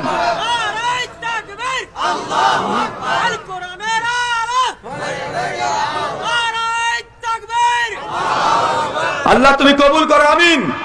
ভাই ঘর চাই তো আমরা ইনশাআল্লাহ। ওমর বিন খাত্তাবের মতো জান্নাতে ঘর, খাদিয়াতুল কুবরার মতো জান্নাতে ঘর, আসিয়ার মতো জান্নাতে ঘর ইনশাআল্লাহ। আল্লাহ নবী এমন কিছু ইবাদতের কথা বলে গেছেন, এমন কিছু আমলের কথা বলেছেন, সে আমলগুলো করলে আমরা জান্নাতে ঘর পেতে পারি। চলেন আমি 5খানা আমলের কথা বলবো, যে 5খানা আমল করলে আপনিও ইনশাআল্লাহ বিশ্বাস করেন জান্নাতে ঘর পাবেন। 1 সহিহ বুখারী কিতাবুস সালাত হাদিস নম্বর 450। আল্লাহ নবী বলছেন, কেউ যদি দুনিয়াতে একটা মসজিদ তৈরি করে দেয়, বাইতুল ফিল জান্নাহ, আমি আল্লাহ তাকে জান্নাতে ঘর দিয়ে দিব। চাচা বলেন তো কি আমল, কি তৈরি করতে হবে? মসজিদ কার ঘর? আল্লাহর ঘর। দুনিয়াতে আল্লাহর ঘর আপনি তৈরি করবেন, আল্লাহ জান্নাতে আপনার ঘর তৈরি করবে। অনেকে ভাবতেন, হুজুর আমি তো অত কোটিপতি নয়, আমার তো টাকা সম্পত্তি নেই, তো আমি কিভাবে একটা মসজিদ তৈরি করব? চাচা আল্লাহ নবীর জামানাতে 5 তলা বিল্ডিং মসজিদ ছিল না, পাকা মসজিদ টাচ দিয়ে করতে হবে এমনটা নয়। নবীর যুগে মসজিদ মানে একটা মাটির ওপরে খেজুরের ডাল দিয়ে মসজিদ তৈরি করতেন। আপনি যদি এমন ভাঙা টিন দিয়ে বেড়া দিয়ে মসজিদ যদি তৈরি করতে পারেন, তারপরেও জান্নাতে ঘর আছে না নাই? তারপর জান্নাতে ঘর পাবেন। চলেন আরো সহজ করে দিই। সুনান ইবনে মাজাহ হাদিস নম্বর 738। আল্লাহ নবী বলেন, কেউ যদি দুনিয়াতে পায়রা ডিমের সমান, ঢোপের সমান মসজিদ তৈরি করে দেয়, বাইতুল ফিল জান্নাহ, আমি আল্লাহ তাকেও জান্নাতে ঘর দেব। চাচা কত বড় মসজিদ? কত বড়? পায়রার ডিমের সমান। আচ্ছা বলেন, পায়রার ডিমের সমান কি মসজিদ হয়? এটাকে তৈরি করতে পারবে? ইমাম হাজার আসকালানী ফাতুল বারি আলা সহিহ বুখারী 450 নম্বর হাদিসের অধীনে তিনি এই হাদিসের ব্যাখ্যা করে বলছেন, ডিমের সমান বলতে কি উদ্দেশ্য। ইমাম হাজার আসকালানী বলছেন, কেউ যদি দুনিয়াতে 1 মুসাল্লা সম পরিমাণও যদি মসজিদ তৈরি করে, 1 মুসাল্লা মানে 1 জায়নামাজ, মানে একজন মানুষের নামাজ পড়ার জন্য যতটুকু জায়গা লাগে, এটা জায়নামাজ কতটুক? 2 ফিট বাই 4 ফিট। কেউ যদি এতটুকু মসজিদ তৈরি করতে পারে, বাইতুল ফিল জান্নাহ, তার জন্য জান্নাতে ঘর আছে। চাচা 1 মুসাল্লা 1 জায়নামাজ সমান মসজিদ তৈরি করতে পারবেন? কিভাবে করবেন? আপনার আমল কাজ সহজ করে দিই। কালকে ইঞ্জিনিয়ারের কাছে চলে যাবেন, গিয়ে বলবেন, ভাই 1 জায়নামাজ মানে কতটুক? 2 ফিট বাই 4 ফিট। ওনার সঙ্গে কথা বলেন। ইট, সিমেন্ট, বালি, রড, মিস্ত্রি খরচ, রং, ইলেকট্রিক খরচ সব মিলে কত টাকা খরচ পড়বে ভাই বলেন তো? ইঞ্জিনিয়ার বা মিস্ত্রি হিসাব করে বের করতে পারবে কি পারবে না? ওই স্কয়ার ফিটের হিসাব বের করে বলে দিবে আপনাকে 35,000 বা 40,000। আপনি নিয়াত করেন, আল্লাহ বড় মসজিদ তৈরি করতে পারবো তো কি হয়েছে, অন্তত দুনিয়াতে একজন ব্যক্তি নামাজ পড়তে পারে এতটুকু জায়গা আমি মসজিদের জন্য দান করেছি, আল্লাহ তুমি কবুল করে নাও। ইনশাআল্লাহ এক জায়গা যদি আপনি দেন, তারপরে জান্নাতে ঘর পাবেন ইনশাআল্লাহ। আমল করতে পারবো কি পারবো না? পারেন ইনশাআল্লাহ। আমি টাকা তুলি না, ভাবেন না যে আমি টাকা তুলতে এসেছি, আমার দ্বারাই হয় না, আমি পারিও না, কোনোদিন করিও নি। শুধু আপনাকে বলে গেলাম, আপনি যদি ওমর বিন খাত্তাবের মতো জান্নাতে ঘর পেতে চান, দুনিয়াতে বড় মসজিদ তৈরি করতে না পারলেও অন্তত একজনের জন্য মসজিদ তৈরি করতে পারা, এটা আপনি পারবেন। আমি জানি আপনার যে সে সম্পত্তি আছে। ভাই আপনার এলাকা কি আহলে হাদিস না? যারা বেদাতি বাপ যদি মারা যায়, দুটো গরুকে জবাই করে হাজার হাজার মানুষকে খাওয়ায়, ওটা বেদাত, ওটা করা যাবে না। কিন্তু আপনার বাপ মারা গেছে, আপনার কিছু করতে হবে না। ওরা যদি 2 লক্ষ 4 লাখ টাকা লক্ষ টাকা খরচ করে ও যদি মানুষকে খাইয়ে বেদাত করতে পারে, তো আপনি সুন্নাতে আমল করতে পারবেন না। বাপের জমি আপনি খাচ্ছেন, 10 বিঘা জমি আপনি বাপের ছিল, আপনি 1 বিঘা জমি ভাগে পেয়েছেন, খাচ্ছেন বাপের জন্য। মসজিদে এই 2 ফিট বা 4 ফিট মসজিদ দিতে পারবেন, মসজিদের জন্য দান করতে পারবেন না? অবশ্যই পারবেন। আল্লাহ এই আমলটা করার তৌফিক আমাদের সকলকে দাও, সকলে পড়ে আমিন। আমল নাম্বার 2, সুনান তিরমিজি হাদিস নাম্বার 415। আল্লাহ নবী বলছেন, কেউ যদি ফরজ নামাজের পরে 12 রাকাত সুন্নাত নামাজ, কত রাকাত? 12 রাকাত সুন্নাত নামাজ হেফাজত করে, বাইতুল ফিল জান্নাহ, তার জন্য জান্নাতে ঘর আছে। চাচা কত রাকাত? কখন পড়বেন? জোহরের আগে 4, পরে 2, মাগরিবের পরে 2, ইশার পরে 2, ফজরের আগে 2। হুজুর মসজিদে এমন সময়তে ঢুকে পড়েছি, সেই সময় দেখছি ইমাম সাহেব জামাতে দাঁড়িয়ে গেছে, সুন্নাত নামাজ তো পড়তে পারলাম না, কি করব? আপনি জামাতে শরীক হয়ে যান, নামাজ শেষ করেন, শেষ করে সালাম ফিরিয়ে সঙ্গে সঙ্গে উঠে সুন্নাতে দাঁড়িয়ে যান। কথা বুঝতে পারলেন না মনে হয়? 12 রাকাত সুন্নাত নামাজ পড়তেই হবে। যদি পড়েন কি পাবেন? জান্নাতে ঘর পাবেন। এই আমলটা আমাদের হানাফি ভাইরা বেশি করে, আহলে হাদিসরা গাফিল। হানাফিরা বেশি করে না? ওরা তো 12 রাকাত সুন্নাত তো পড়ে, তারপরে আবার নফল নামাজ বসে বসে পড়ে। আর আপনারা আহলে হাদিস এই সুন্নাত নামাজ আপনি গাফিল, আপনি পড়তে চান না, আপনি ফরজ নামাজ পড়ে মসজিদ থেকে ত্যাগ করে দিয়ে চলে আসেন। জিকির আজকার আপনি রাস্তাতে হেঁটে হেঁটে জিকির আজকার করতে করতে আসছেন, ওরা তো মুনাজাত করছে সম্মিলিত, এটা বেদাত। কিন্তু বসে বসে জিকির আজকার, এটা তো সুন্নাত, এটা আপনি ছেড়ে দিয়েছেন। ছেড়েছে কি ছেড়ে নাই? ছেড়েছেন। চাচা আজ থেকে আপনাকে পরিষ্কার, মসজিদে আপনি যখন নামাজ পড়ছেন, জিকির আজকার বসে বসে ধীর স্থিরভাবে করতে হবে। আর একটা নসিয়া আপনাদেরকে, মায়েরা আপনাদের জন্য আর একটা নসিয়া। আল্লাহ নবী বলছেন, সহিহ বুখারী 731 নম্বর হাদিস, যে পুরুষ মানুষের জন্য মসজিদে সুন্নাত নফল নামাজ পড়ার চাইতে বাড়িতে উত্তম। কোথায় উত্তম? সুন্নাত নামাজ কোথায় উত্তম? চাচা আপনি কোথায় পড়েন? কোথায় পড়েন আপনারা? ওযু কোথায় করেন? কেন কেন করেন মসজিদে? কেন সুন্নাত নামাজ মসজিদে? কেন নফল নামাজ মসজিদে? না, আল্লাহ নবী জীবদ্দশার সাথে তুই নফল নামাজ সুন্নাত নামাজ মসজিদে পড়েছে, এরকম কোনো দলিলই পাওয়া যায় না। একটা দলিল শুধু পাওয়া যায় যে আল্লাহ নবী একদিন জোহরের নামাজ পড়ছিলেন মসজিদে, এই মতো অবস্থায় কিছু অমুসলিম আল্লাহ নবীর কাছে এসে গল্পে মেতে যায়। সেই সময় জোহরের পরে সুন্নাত নামাজ 2 রাকাত পড়তে পেরেছিলেন না, তিনি আসরের ওয়াক্তে মসজিদে পেরেছেন। একটা দলিল পাওয়া যায়, সুন্নাত নামাজ নফল নামাজ কোথায় পড়তে হবে? বাড়িতে। আবু বকর, ওসমান, ওমর, জাবের বিন আব্দুল্লাহ, আবু হুরায়রা, তাদের জীবনী পড়ে ভালো করে দেখেন, সিয়ার ও আনামের নুবালা উঠিয়ে দেখেন, প্রত্যেক সাহাবীর বাড়িতে একটা আলাদা কক্ষ, একটা ঘর থাকতো। সে ঘরের নাম হচ্ছে ইবাদত খানা। আপনি সুন্নাত নামাজ ওইখানে পড়বেন। ওই ঘরটাকে একদম মসজিদ করে তৈরি করে ফেলতে হবে। জায় নামাজ বিছানো থাকবে, কোরআন মাজিদ সাজানো থাকবে, আতর সেন্ট দিয়ে সুগন্ধি করে দিবেন। আপনার খাবার জন্য ঘর আছে, স্ত্রীর জন্য ঘর আছে, মেয়ের জন্য ঘর আছে। আল্লাহর ঘর কোথায়? কোথায় ইবাদত খানা? আপনার স্ত্রী, আপনার মেয়ে, আপনার বৌমা নামাজ কোথায় পড়বে? কোথায়? তারা চাইলে মসজিদ যেতে পারবে, কেউ বাধা দিতে পারবে না। তাদের জন্য বাড়িতে নামাজ পড়া উত্তম। তো আপনার স্ত্রী, আপনার মেয়ে কোথায় নামাজ পড়বে? নামাজ পড়ার ঘর কই? ইবাদত করার ঘর কই? কোরআন মাজিদ পড়ার ঘর কোথায়? কোরআন মাজিদ পড়বে, দোয়া, জিকির, তাসবিহ, তাহলিল, আল্লাহর সঙ্গে কথা বলার দরকার। গভীর রাত্রিতে উঠে 2 রাকাত নামাজ পড়বে, আল্লাহর কাছে চাইবে। এটা আপনি কোথায় করছেন? দ্রুত আপনাকে একটা ঘর তৈরি করতে হবে, পাকা করতে হবে এমনটা নয়, জমি আলাদা কিনে করতে হবে এমনটা নয়, বাড়ির ছাদের উপরে হলেও টিন দিয়ে, বেড়া দিয়ে, পাটকাঠি দিয়ে এটা ভাঙা হলেও একটা ছোট্ট করে ঘর করবেন, নাম দিয়ে দিবেন ইবাদতখানা। ওই ঘরে যখন নামাজ পড়তে ঢুকবেন, মনের মধ্যে নামাজের প্রতি যে ভালোবাসা, টান, নামাজ যে কত মিষ্টি লাগে, তখন আপনি বুঝতে পারবেন। কথা মানে বুঝতে পারলেন না? এই সুন্নাত পালন করে আমাদের হিন্দু দাদারা। তারা প্রত্যেক হিন্দু দাদাদের বাড়িতে দেখবেন, ভাঙা বাড়ি হোক, টিনের বেড়া দিয়ে হোক, সিঁড়ির তলে হলেও ছোট্ট ঠাকুর ঘর করে রেখে দিয়েছে। আছে না নাই?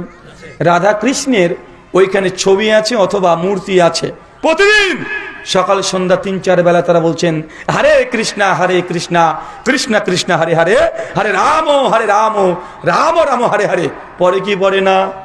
তো এটা যদি হিন্দু দাদারা যদি তাদের ঈশ্বরকে ডাকার জন্য, ভগবানকে ডাকার জন্য বাড়িতে একটা মন্দির তৈরি করতে পারে, মুসলমান, এই সুন্নাত তো তোমার নবী বাড়িতে সুন্নাত পড়তো, নফল পড়তো, সাহাবীরা পড়তো, তুই চলে যাচ্ছ মসজিদে।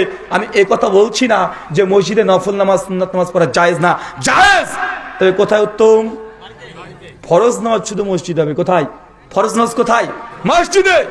বাড়িতে ওযু করবেন, সুন্নাত নামাজ পড়বেন, হেঁটে হেঁটে মসজিদে যাবেন, ধাপে ধাপে নাকি মসজিদে ঢুকে 2 রাকাত নামাজ পড়বেন। আল্লাহ নবী বলছেন যে আমি যখন মেরাজে গেলাম, মেরাজে গিয়ে দেখছি যে বেলালের পায়ের আওয়াজ। দুনিয়াতে এসে বললাম, বেলাল কি এমন আমল করে বাছা তুমি যে আমি জান্নাতে তোমার পায়ের আওয়াজ পেলাম? বেলাল রাদিয়াল্লাহু আনহু বলছেন যে আমি তো এমন কিছু ইবাদত করি না। মনে করে বলছি, ইয়া রাসূলুল্লাহ, তবে যখন আমি ওযু করে মসজিদে ঢুকি 2 রাকাত নামাজ না পড়ে আমি বসি না। আল্লাহ নবী বলছেন তোমার এই আমলটাকে আল্লাহ এত পছন্দ করে নিয়েছে যে আমি মেরাজে গিয়ে তোমার পায়ের আওয়াজ পেয়ে আসলাম। তো আপনি তো ফাঁকি বা সুন্নতই পড়েন না। আপনি যদি বাড়িতে ওযু করে বাড়িতে সুন্নাত নামাজ পড়ে মসজিদে গিয়ে পড়েন, তাহলে এই একটা ফজিলত পাবেন। কিন্তু বাঙালি তো উল্টো জাতি। আল্লাহ নবী বলছেন সহিহ বুখারী 444 নম্বর হাদিস, কেউ যদি মসজিদে ঢোকে, আল্লাহ নবী বলছেন সাল্লু রাকাতাইন, 2 রাকাত নামাজ না পড়ে কেউ যেন না বসে। মানে মসজিদে ঢুকে মসজিদের আদব 2 রাকাত পড়া। কিন্তু বাঙালিরা করে কি? মসজিদে গিয়ে আগেই বসে। আছে না না? কথা বলেন। ও মসজিদে গিয়ে আগে বসে, 10 সেকেন্ড হলেও বসবে, তারপরে দাঁড়িয়ে ও নামাজ পড়ে। কিন্তু এটা সুন্নাত না। নবী বলছে সাল্লু রাকাতাইন, 2 রাকাত নামাজ না পড়ে কেউ যেন না বসে। সুনান আবু দাউদ 1021 নম্বর হাদিস, কিতাবুল জুমআ। আল্লাহর নবী খুতবা দিচ্ছেন, একজন সাহাবী এসে মসজিদে বসে পড়েছে। নবী খুতবারত অবস্থায় হচ্ছে, ওঠো, তুমি নামাজ পড়েছো না? সাল্লু রাকাতাইন, 2 রাকাত পড়ো। মানে খুতবারত অবস্থায় মসজিদে এসে সরাসরিও বসতে পারবেন না, 2 রাকাত নামাজ পড়ে আপনাকে বসতে হবে। এই সমাজে উল্টো আছে না নাই? আমরা বাঙালি মানে হাদিসে যা আছে তার আমরা উল্টো করি। আল্লাহ নবী রাস্তাতে যাচ্ছেন, ইবনু ওমর, তিনি সাহাবী। আল্লাহ নবী হঠাৎ করে চিৎকার দিয়ে বলছে, ইবনু ওমর কিছু শুনতে পাচ্ছ? মানে গান বাদ্যযন্ত্র বাজছে। আল্লাহ নবী কানে আঙ্গুল ঢুকে দিয়েছে। ইবনু ওমর বলছে, আল্লাহ রাসূল শুনতে পাচ্ছি। নবী কান তারপরে আর হাত থেকে বের করলেন না। আর একটু যায়, ইবনু ওমর লাব্বাইক ইয়া রাসূলুল্লাহ, কিছু শুনতে পাও? জি শোনা যাচ্ছে। আল্লাহ নবী তার কানে আঙ্গুল বের করলেন না। একটু বার বলছে, ইবনু ওমর ইয়া রাসূলুল্লাহ, লাব্বাইক ইয়া রাসূলুল্লাহ, কি বলছেন বলেন, আমি উপস্থিত আছি। এখন কি শোনা যায় গান বাজনা? না। নবী তারপরে কানের আঙ্গুলটা বের করলেন। মানে নবী গান শুনলে, বাদ্যযন্ত্র শুনলে, ঢোল তবলা শুনলে তিনি কানে আঙ্গুল দিতেন। কেন শুনবেন না? মুসলমান করে কি? ও আবার কানে হেডফোন দিয়ে শুনে। উল্টো আছে না নাই? সেই মুসলিম 195 নম্বর হাদিস, আল্লাহ নবী বললেন, কেউ যদি টাকনার নিচে পুরুষ মানুষ জামা কাপড় প্যান্ট ঝুলিয়ে দেয়, মাকাদ মিনান নার, তার থাকার জায়গায় জাহান্নাম। মানে ছেলে মানুষ, বেটা মানুষ, টাকনার নিচে কাপড় আপনার যাবে না, টাকনার ওপরেই থাকবে। কিন্তু আপনি কি করেন? আপনার প্যান্ট কোন দিকে থাকে? শুধু টাকনার নিচে। রাস্তায় যত নোংরা আছে ঝাড় দিয়ে চলে যায়। সহিহ বুখারী 566 নম্বর হাদিস, আল্লাহ নবী বলছেন, মেয়েদের জন্য তাদের পর্দা একদম টাকনুর নিচে বলতে পায়ের আঙ্গুলের জন্য দেখা না যায়, পায়ের আঙ্গুল বলতে ঢাকা থাকবে। মেয়েদের পোশাক এখন কি? ঢাকাতে চলে যান, দিনাজপুর চলে যান, রাজশাহীতে চলে যান, ওর আবার 1 হাত উপরে পড়ছে এখন। আছে না নাই? ছেলেরা একদম লেথড়ে দিয়েছে, আর মেয়েরা তুলে দিয়েছে। মানে নবী যা বলেছে ডাইরেক্ট সরাসরি হাদিসের বিরুদ্ধে আছে না নাই? তার মানে আপনি এই করে নবীর শাফাত পেতে পারবেন, জান্নাতে ঘর পাবেন। জান্নাতে ঘর পাবেন না এটা ঠিক, তো জাহান্নামে ঘর একদম রেডি আছে ফেরাউনের পাশে, একদম ফেরাউনের পাশে। আল্লাহ নবী যা বলছে তার সম্পূর্ণ উল্টো আছে না নাই? আছে। 3 সুনান তিরমিজি হাদিস নম্বর 478। চাচা এই হাদিসটা আপনার জন্য, আপনি পারবেন আমল করতে। আল্লাহ নবী বলছেন কেউ যদি ফজরের ফরজ নামাজ পড়েছে, এরপর জায়নামাজে বসে দোয়া জিকির আজকার তসবিহ তাহলিল করতে করতে করতে করতে সূর্য যখন উদিত হয়েছে, এই ওয়াক্তকে কি ওয়াক্ত বলে? কি বলে? ইশরাক বা চাস্ত। কেউ যখন এই চাস্তের সালাত বা ইশরাকের সালাত 4 রাকাত কেউ যদি পড়ে, নবী বলছেন বাইতুল ফিল জান্নাহ, তার জন্য জান্নাতে ঘর আছে। চাচা আপনি কি করেন?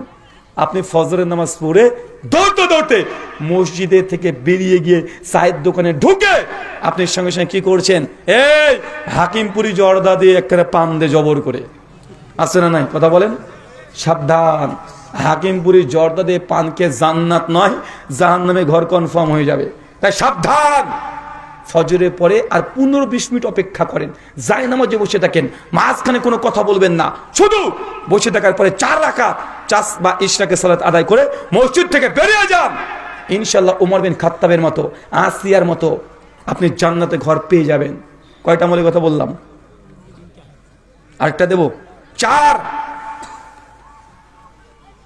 সুনান।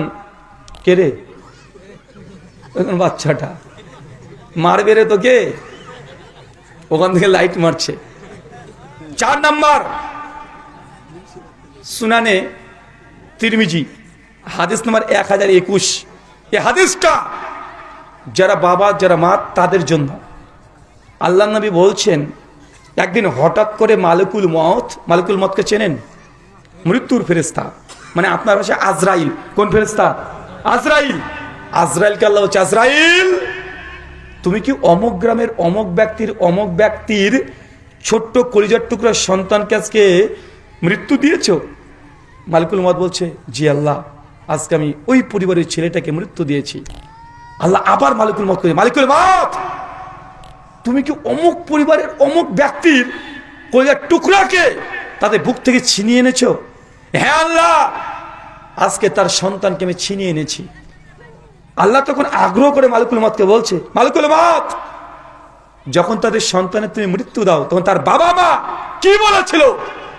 মালিকুল মউত বলছে, আল্লাহ সেই সময় তার বাবা মা বলেছিল আলহামদুলিল্লাহ ইন্না লিল্লাহি ওয়া ইন্না ইলাইহি রাজিউন। মানে প্রথমেই তোমার প্রশংসা করেছে। আচ্ছা কে সেই ব্যক্তি যে এই সময়তে আলহামদুলিল্লাহ বলে? তার সন্তানের মৃত্যু হয়েছে, সন্তান মারা গেছে, তারপরে সে এই কঠিন মুহূর্তে ভয়ঙ্কর পরিস্থিতিতে আমার শুকরিয়া আদায় করেছে। কে? যে এরকম ভাবে শুকরিয়া আদায় করেছে জেনে রাখো সে বাবা সে মাকে জানিয়ে দাও বাইতুল ফিল জান্নাহ, ওই বাপ মার জন্য আমি জান্নাতে ঘর দিয়ে দিলাম। সে ঘরের নাম বাইতুল হামদ, প্রশংসিত ঘর। সুনান তিরমিজি 1021 নম্বর হাদিস। শেখ আলবানী সনদ হাসান সহিহ বলেছেন। শোয়েব আরনাউত কিছুটা দুর্বলতা বলার চেষ্টা করেছেন। তার মানে এটা নয় যে মানুষ মারা গেলে আপনাকে বলতে হবে আলহামদুলিল্লাহ বলতে হবে, এটা নয়। কিন্তু এমন যদি বাপ মা তাকদীরের প্রতি এত ভরসা যে মা 10 মাস ধরে সন্তানটাকে প্রতিপালন করছে গর্ভের মধ্যে, মায়ের যে কত কষ্ট এটা একজন পুরুষ মানুষ বুঝতে পারবে না, অসম্ভব। তাদের যন্ত্রণা কোনো পুরুষ মানুষ বুঝতে পারবে না। যেই দিন মায়ের পেটে বাচ্চা কনসেপ্ট করেছে, বাচ্চা যেদিন কনসেপ্ট করেছে সেই দিন থেকে তাদের কষ্ট শুরু হচ্ছে না। এটা একদিন 2 দিনকার জার্নি নয়, 10 মাস। 10 মাস পরে যখন বাচ্চা দুনিয়াতে আসছে আবার কষ্ট। কমপক্ষে 3 বছর 4 বছর আপনি তো রাত্রে ঘুমাচ্ছেন, আপনার ছেলে প্রস্রাব করলে পরিষ্কার কে করে দেয়? পায়খানা পরিষ্কার কে করে দেয়? আপনার ছেলে এক বেলা খেতে গেলে 1.5 থেকে 2 ঘন্টা সময় লাগে। কয় ঘন্টা নেয়? 1.5 থেকে 2 ঘন্টা ধরে মা তাকে কত বকে ধরে, কত কিছু করে, কত গল্প বলে, কত সংসেজে বাচ্চা ছেলেটাকে খাওয়াচ্ছে। দিনে 4 বার যদি খাওয়াতে হয় 1 ঘন্টা সময় লাগলে 4 ঘন্টা ওকে খাওয়াতে সময় লাগে। তার প্রস্রাব পায়খানা নোংরা পরিষ্কার করতে আর প্রতিদিন মায়ের 3 ঘন্টা সময় লাগে। আর কত কি, এটা বাপ কখনো এত ধৈর্য ধারণ করতে পারবে না। আল্লাহ বলছেন যদি এত কষ্টের পরেও যদি কোনো শিশুকে যদি আমি মেরে দিই বা মৃত্যু যদি হয়ে যায়, আর হৃদয় থেকে যদি অন্তর থেকে মুখ দিয়ে জবান দিয়ে একবার বেরিয়ে এসে আলহামদুলিল্লাহ আল্লাহ তুমি যে সিদ্ধান্ত নিয়েছো আমার তোমার প্রতি কোনো অভিযোগ নেই, তুমি আমার সন্তানকে মৃত্যু দিয়েছো আমার কোনো অভিযোগ নেই, আলহামদুলিল্লাহ ইন্না লিল্লাহি ওয়া ইন্না ইলাইহি রাজিউন, কেউ যদি বলতে পারে সেই সময় তার জন্য জান্নাতে ঘর আছে। এটা সে জবান দিয়ে বললে হবে না, হৃদয় থেকে বেরিয়ে আসবে অটোমেটিক। মানে কেউ মারা গেছে আলহামদুলিল্লাহ বললে আপনি পাবেন না।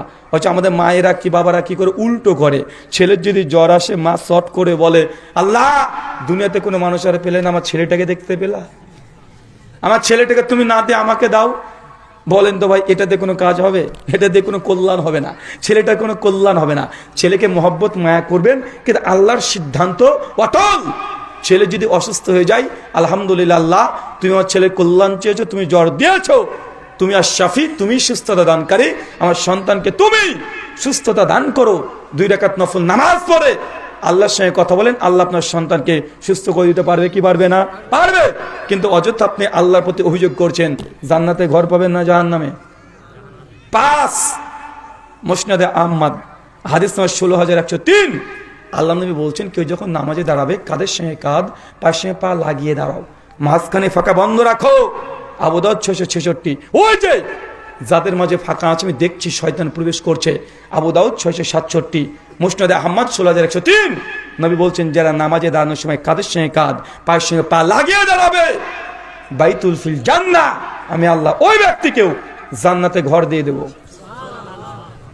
চাচা আপনার নাতির বয়সের 20 বছরের ছেলেটা যখন আপনার পায়ের সঙ্গে পা লাগাই, কাঁধের সঙ্গে কাঁধ লাগাই, আপনি চট করে রেগে গিয়ে আপনি বলেন বিয়াদবের বাচ্চা বিয়াদব, তোর বাপের চেয়ে তুমি বড় তুই জানিস, বলে কি বলেন না? কথা বলেন। এটা বিয়াদবি না, এটা সুন্নাত।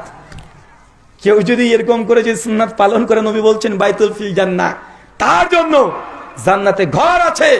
তবে জামাতে দানের সময় কি করতে হবে? কাঁধের সঙ্গে কাঁধ পায়ের সঙ্গে পা লাগিয়ে দাঁড়াতে হবে, মাঝখানে ফাঁকা বন্ধ রাখতে হবে, দুজনের মধ্যে কোনো ফাঁকা যেন না থাকে। যদি কেউ করে জান্নাতে ঘর পাবে। তার মানে আজকে যারা আবার আপনারা বাড়িতে গিয়ে নামাজ পড়বেন, বউটাকে দেখাচ্ছে বলছেন এই হুজুর বলেছে কাঁধের সঙ্গে কাঁধ পায়ের সঙ্গে পা লাগালে জান্নাতে ঘর পাওয়া যায়, আসো কাঁধের সঙ্গে কাঁধ লাগিয়ে দাও, পায়ের সঙ্গে পা লাগিয়ে দাও। ওটা আবার স্ত্রীর সঙ্গে করতে যায় না যেন, ওই আমল বার স্ত্রী গেছে করতে যায় না, তাহলে গোসল ফরজ হয়ে যাবে, সাবধান। ওইখানে স্ত্রী গেছে এমন না, জামাতে পুরুষ পুরুষের সঙ্গে। কথা কি বুঝতে পারলেন? আচ্ছা কয়টা আমলের কথা বললাম? চট করে দাঁড়িয়ে একজন বলেন তো, তুমি বলতে পারবে? দাঁড়াও, তুমি কি লিখেছো নাকি? দেখেছেন ও লিখে ফেলেছে, 5টা পয়েন্ট লিখে ফেলেছে। তুমি কি মসজিদে খুতবা দাও নাকি? এই দেখেন দেখেন, আমি বুঝতে পেরেছি। তা তুমি একটু বসো, অন্যজনকে ধরবো। তুমি পারবে? দাঁড়াও, তুমিও লিখেছো, মনে রেখেছো তো? আচ্ছা বলো 1, আল্লাহর ঘর মসজিদ তৈরি করা। মায়েরা যদি কখন আপনার কাছে মসজিদের জন্য কেউ চাঁদা চাইতে আসে, খালি হাতে জিন্দিগিতে ফেরত দেবেন না, 1 টাকা দিয়ে হলেও শরীক থাকবেন। কিয়ামতের মাঠে যখন আপনার এই খাতা খোলা হবে, আপনার আমল নামায় যেন এটা না থাকে যে কেউ চেয়েছে আপনি দেন নাই, এমন যেন না হয়। 1 টাকা দিয়ে হলেও আল্লাহ বলে আল্লাহ 1 টাকায় সামর্থ্য ছিল, 1 টাকা দিয়েছি, আল্লাহ তুমি কবুল করে নাও ইনশাআল্লাহ। 2, 12 রাকাত সুন্নাত নামাজ সুন্নাত। মায়েরা কালকে স্বামীকে বলে দিবেন যে তোমাকে প্রতিদিন 1:15 দুপুরে খাবার দিতাম, আজ থেকে 1:30টার সময় খাবার দেবো। কেন? কালকে হুজুর এসে ওয়াজ করে বলে গেছেন কেউ যদি 12 রাকাত সুন্নাত নামাজ পড়তে পারে জান্নাতে ঘর আছে। তোমার সঙ্গে তো দুনিয়াতে 20 বছর সংসার করব, তোমার সংসারের কারণে আমি সুন্নাত নামাজ পড়তে পারি না, আজ থেকে 15 মিনিট লেট হবে। কেন?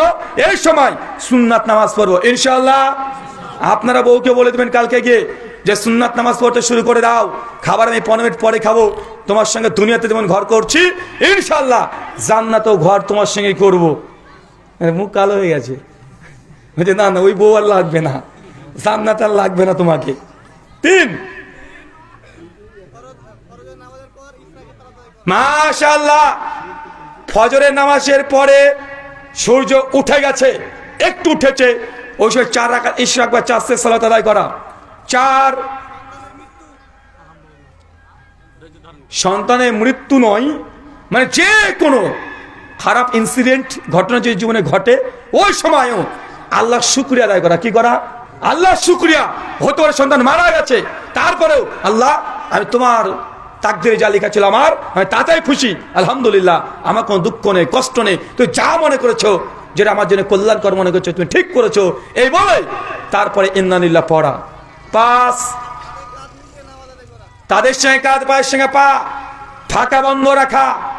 যদি এটা করতে পারে বাইতুল ফিল জান্নাতে ঘর পেয়ে যাবে ইনশাআল্লাহ। 5 খানা আমল করবো তো? কে কে করবো না হাত তুলি? সবাই করবো তো ইনশাআল্লাহ। আজকের আলোচনাতে বসে পড়েন। এবার কিন্তু আমি কিন্তু টাকার অফার দিইনি। টাকার অফার দিয়েছি নাকি? এবার দিইনি, এবার বলতে পেরেছে, তার মানে টাকা আমার বেঁচে গেছে। অফার কিন্তু দিই নাই, ভাবেন না যেন আবার হুজুর দিল না কেন, কারণ অফারই দিই নাই। এই 5 খানা আমল আল্লাহ যে কোন একটা আমল করার আমাদেরকে তুই তৌফিক দান করো। সকলে বলি আমিন। আল্লাহ যে কথাগুলো বললাম মনে আছে না নাই? চলেন আরেকবার বলে দিই। সামারি: 1 মসজিদ তৈরি করা, মসজিদের জন্য দান সদকা করা। 2 প্রতিদিন 12 রাকাত সুন্নাত নামাজ পড়া। 3 যখন নামাজে দাঁড়াবেন কাঁধের সঙ্গে কাঁধ পায়ের সঙ্গে পা লাগানো। 4 ইশরাকের সালাত। 5 নম্বর কি?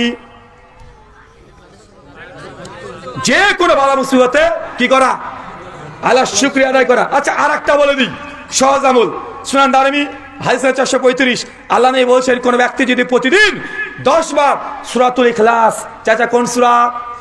সূরা ইখলাস মুখস্থ আছে? মনে করছেন ইখলাস নাই, চাচা মনে আছে, নাম জানেন না কেন? বাঙালি একজনকে বলছে সূরা লাহাব পড়তো, বলছে হুজুর আমি তো জানি না। আচ্ছা এই তাব্বাত ইয়াদা আবি লাহাবি ওটা পড়তো, ও গট গট করে পড়তে শুরু করেছে। মানে ও সূরা জানে কিন্তু নাম জানে না। মানে অনেকে সূরা ইখলাস জানে কিন্তু নাম জানে না।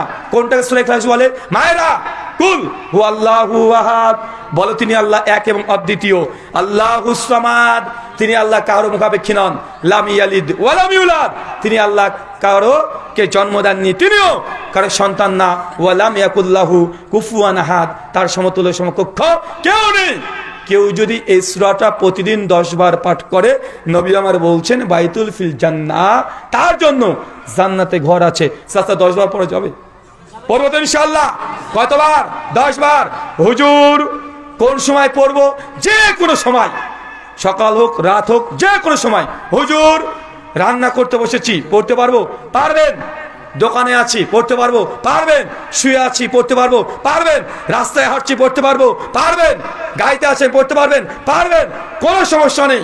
মায়েরা হুজুর আমি এখন মেন্স অবস্থায় আছি, ঋতুস্রাব অবস্থায় আছি, হায়েজ, মাসিক, রজস্বলা, রজ, এই অবস্থায় নাপাক অবস্থায় আছি, আমার গোসল ফরজ হয়ে আছে, এমতো অবস্থায় কি সূরা ইখলাস পড়া যাবে? জি, তখন আপনি পড়তে পারবেন।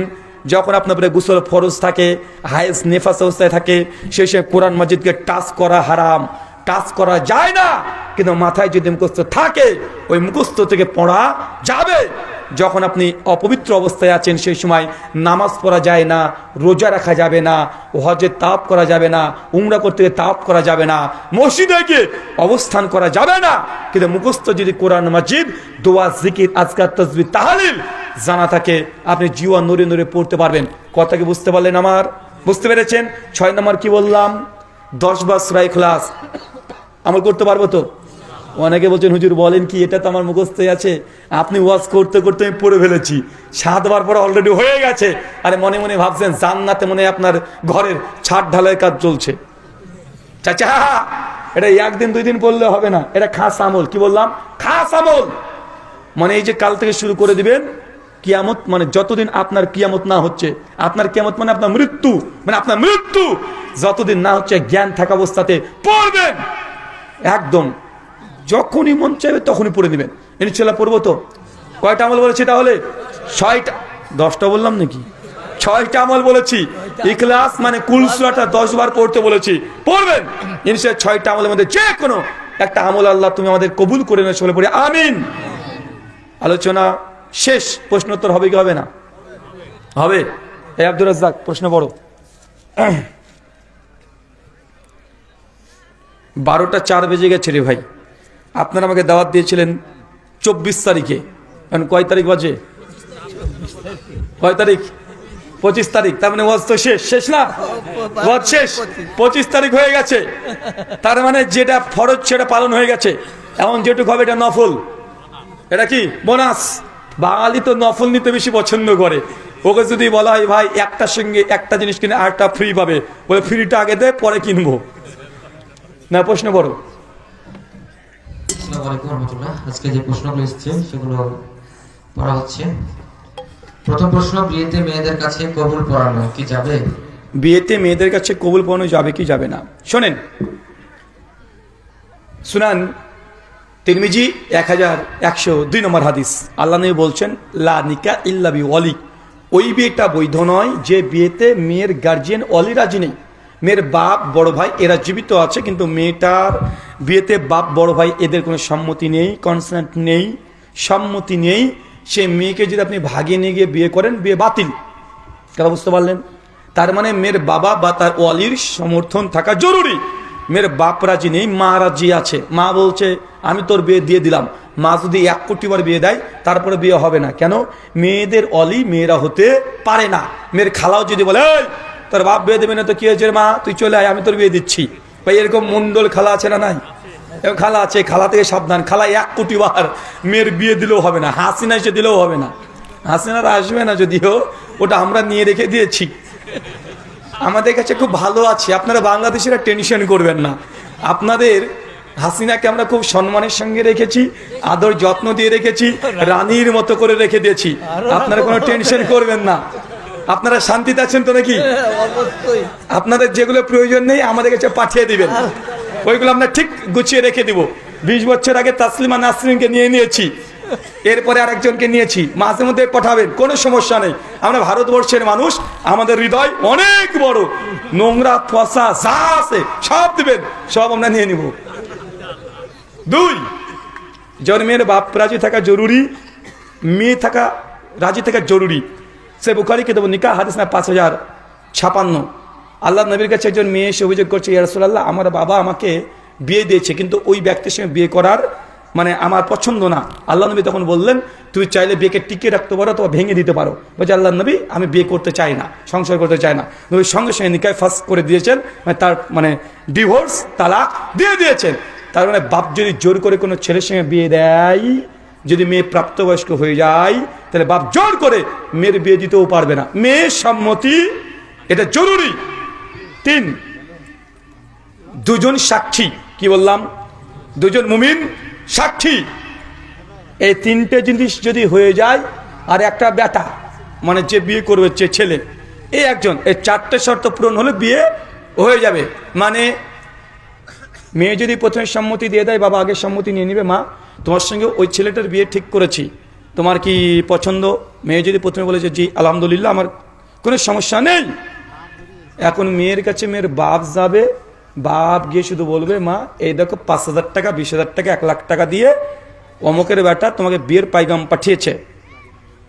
যদি এই কথা বলে, একজন ইজাব করবে একজন কবুল করবে। যে কোনো মেয়ে যদি ইজাব করে তাহলে ছেলে কবুল করে নেবে, আর ছেলে যদি ইজাব করে মেয়ে কবুল করবে। যে কোনো একজন করলেই হবে, দুজনকে করতে হবে, এটা বাধ্য নয়। কথা বুঝতে পারলেন?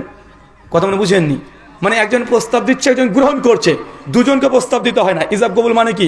মানে একজন প্রস্তাব দিচ্ছে, একজন প্রপোজ করছে, আর একজন অ্যাকসেপ্ট করছে। দুজনই কি প্রপোজ করবে? দুজন তো প্রপোজ করে না। তাই আমরা বুঝি না, তাই দুজনকে দিয়ে আমরা প্রস্তাব করাই, দুজনকে দিয়ে কবুল করাই। যে কোনো একজন প্রস্তাব দিলেই হবে, ইজাব করবে একজন, কবুল করবে আর একজন। কথা কি বুঝতে পেরেছেন? নিতে হবে, যে জানবে ওটা তো বাধ্যতামূলক প্রথমেই। শুকরান। যাক আলহামদুলিল্লাহ। দ্বিতীয় প্রশ্ন, রমজান মাসকে 3 ভাগে ভাগ করে অনেকে, রহমত, বরকত, মাগফিরাত, এগুলো কতটুকু যৌক্তিক?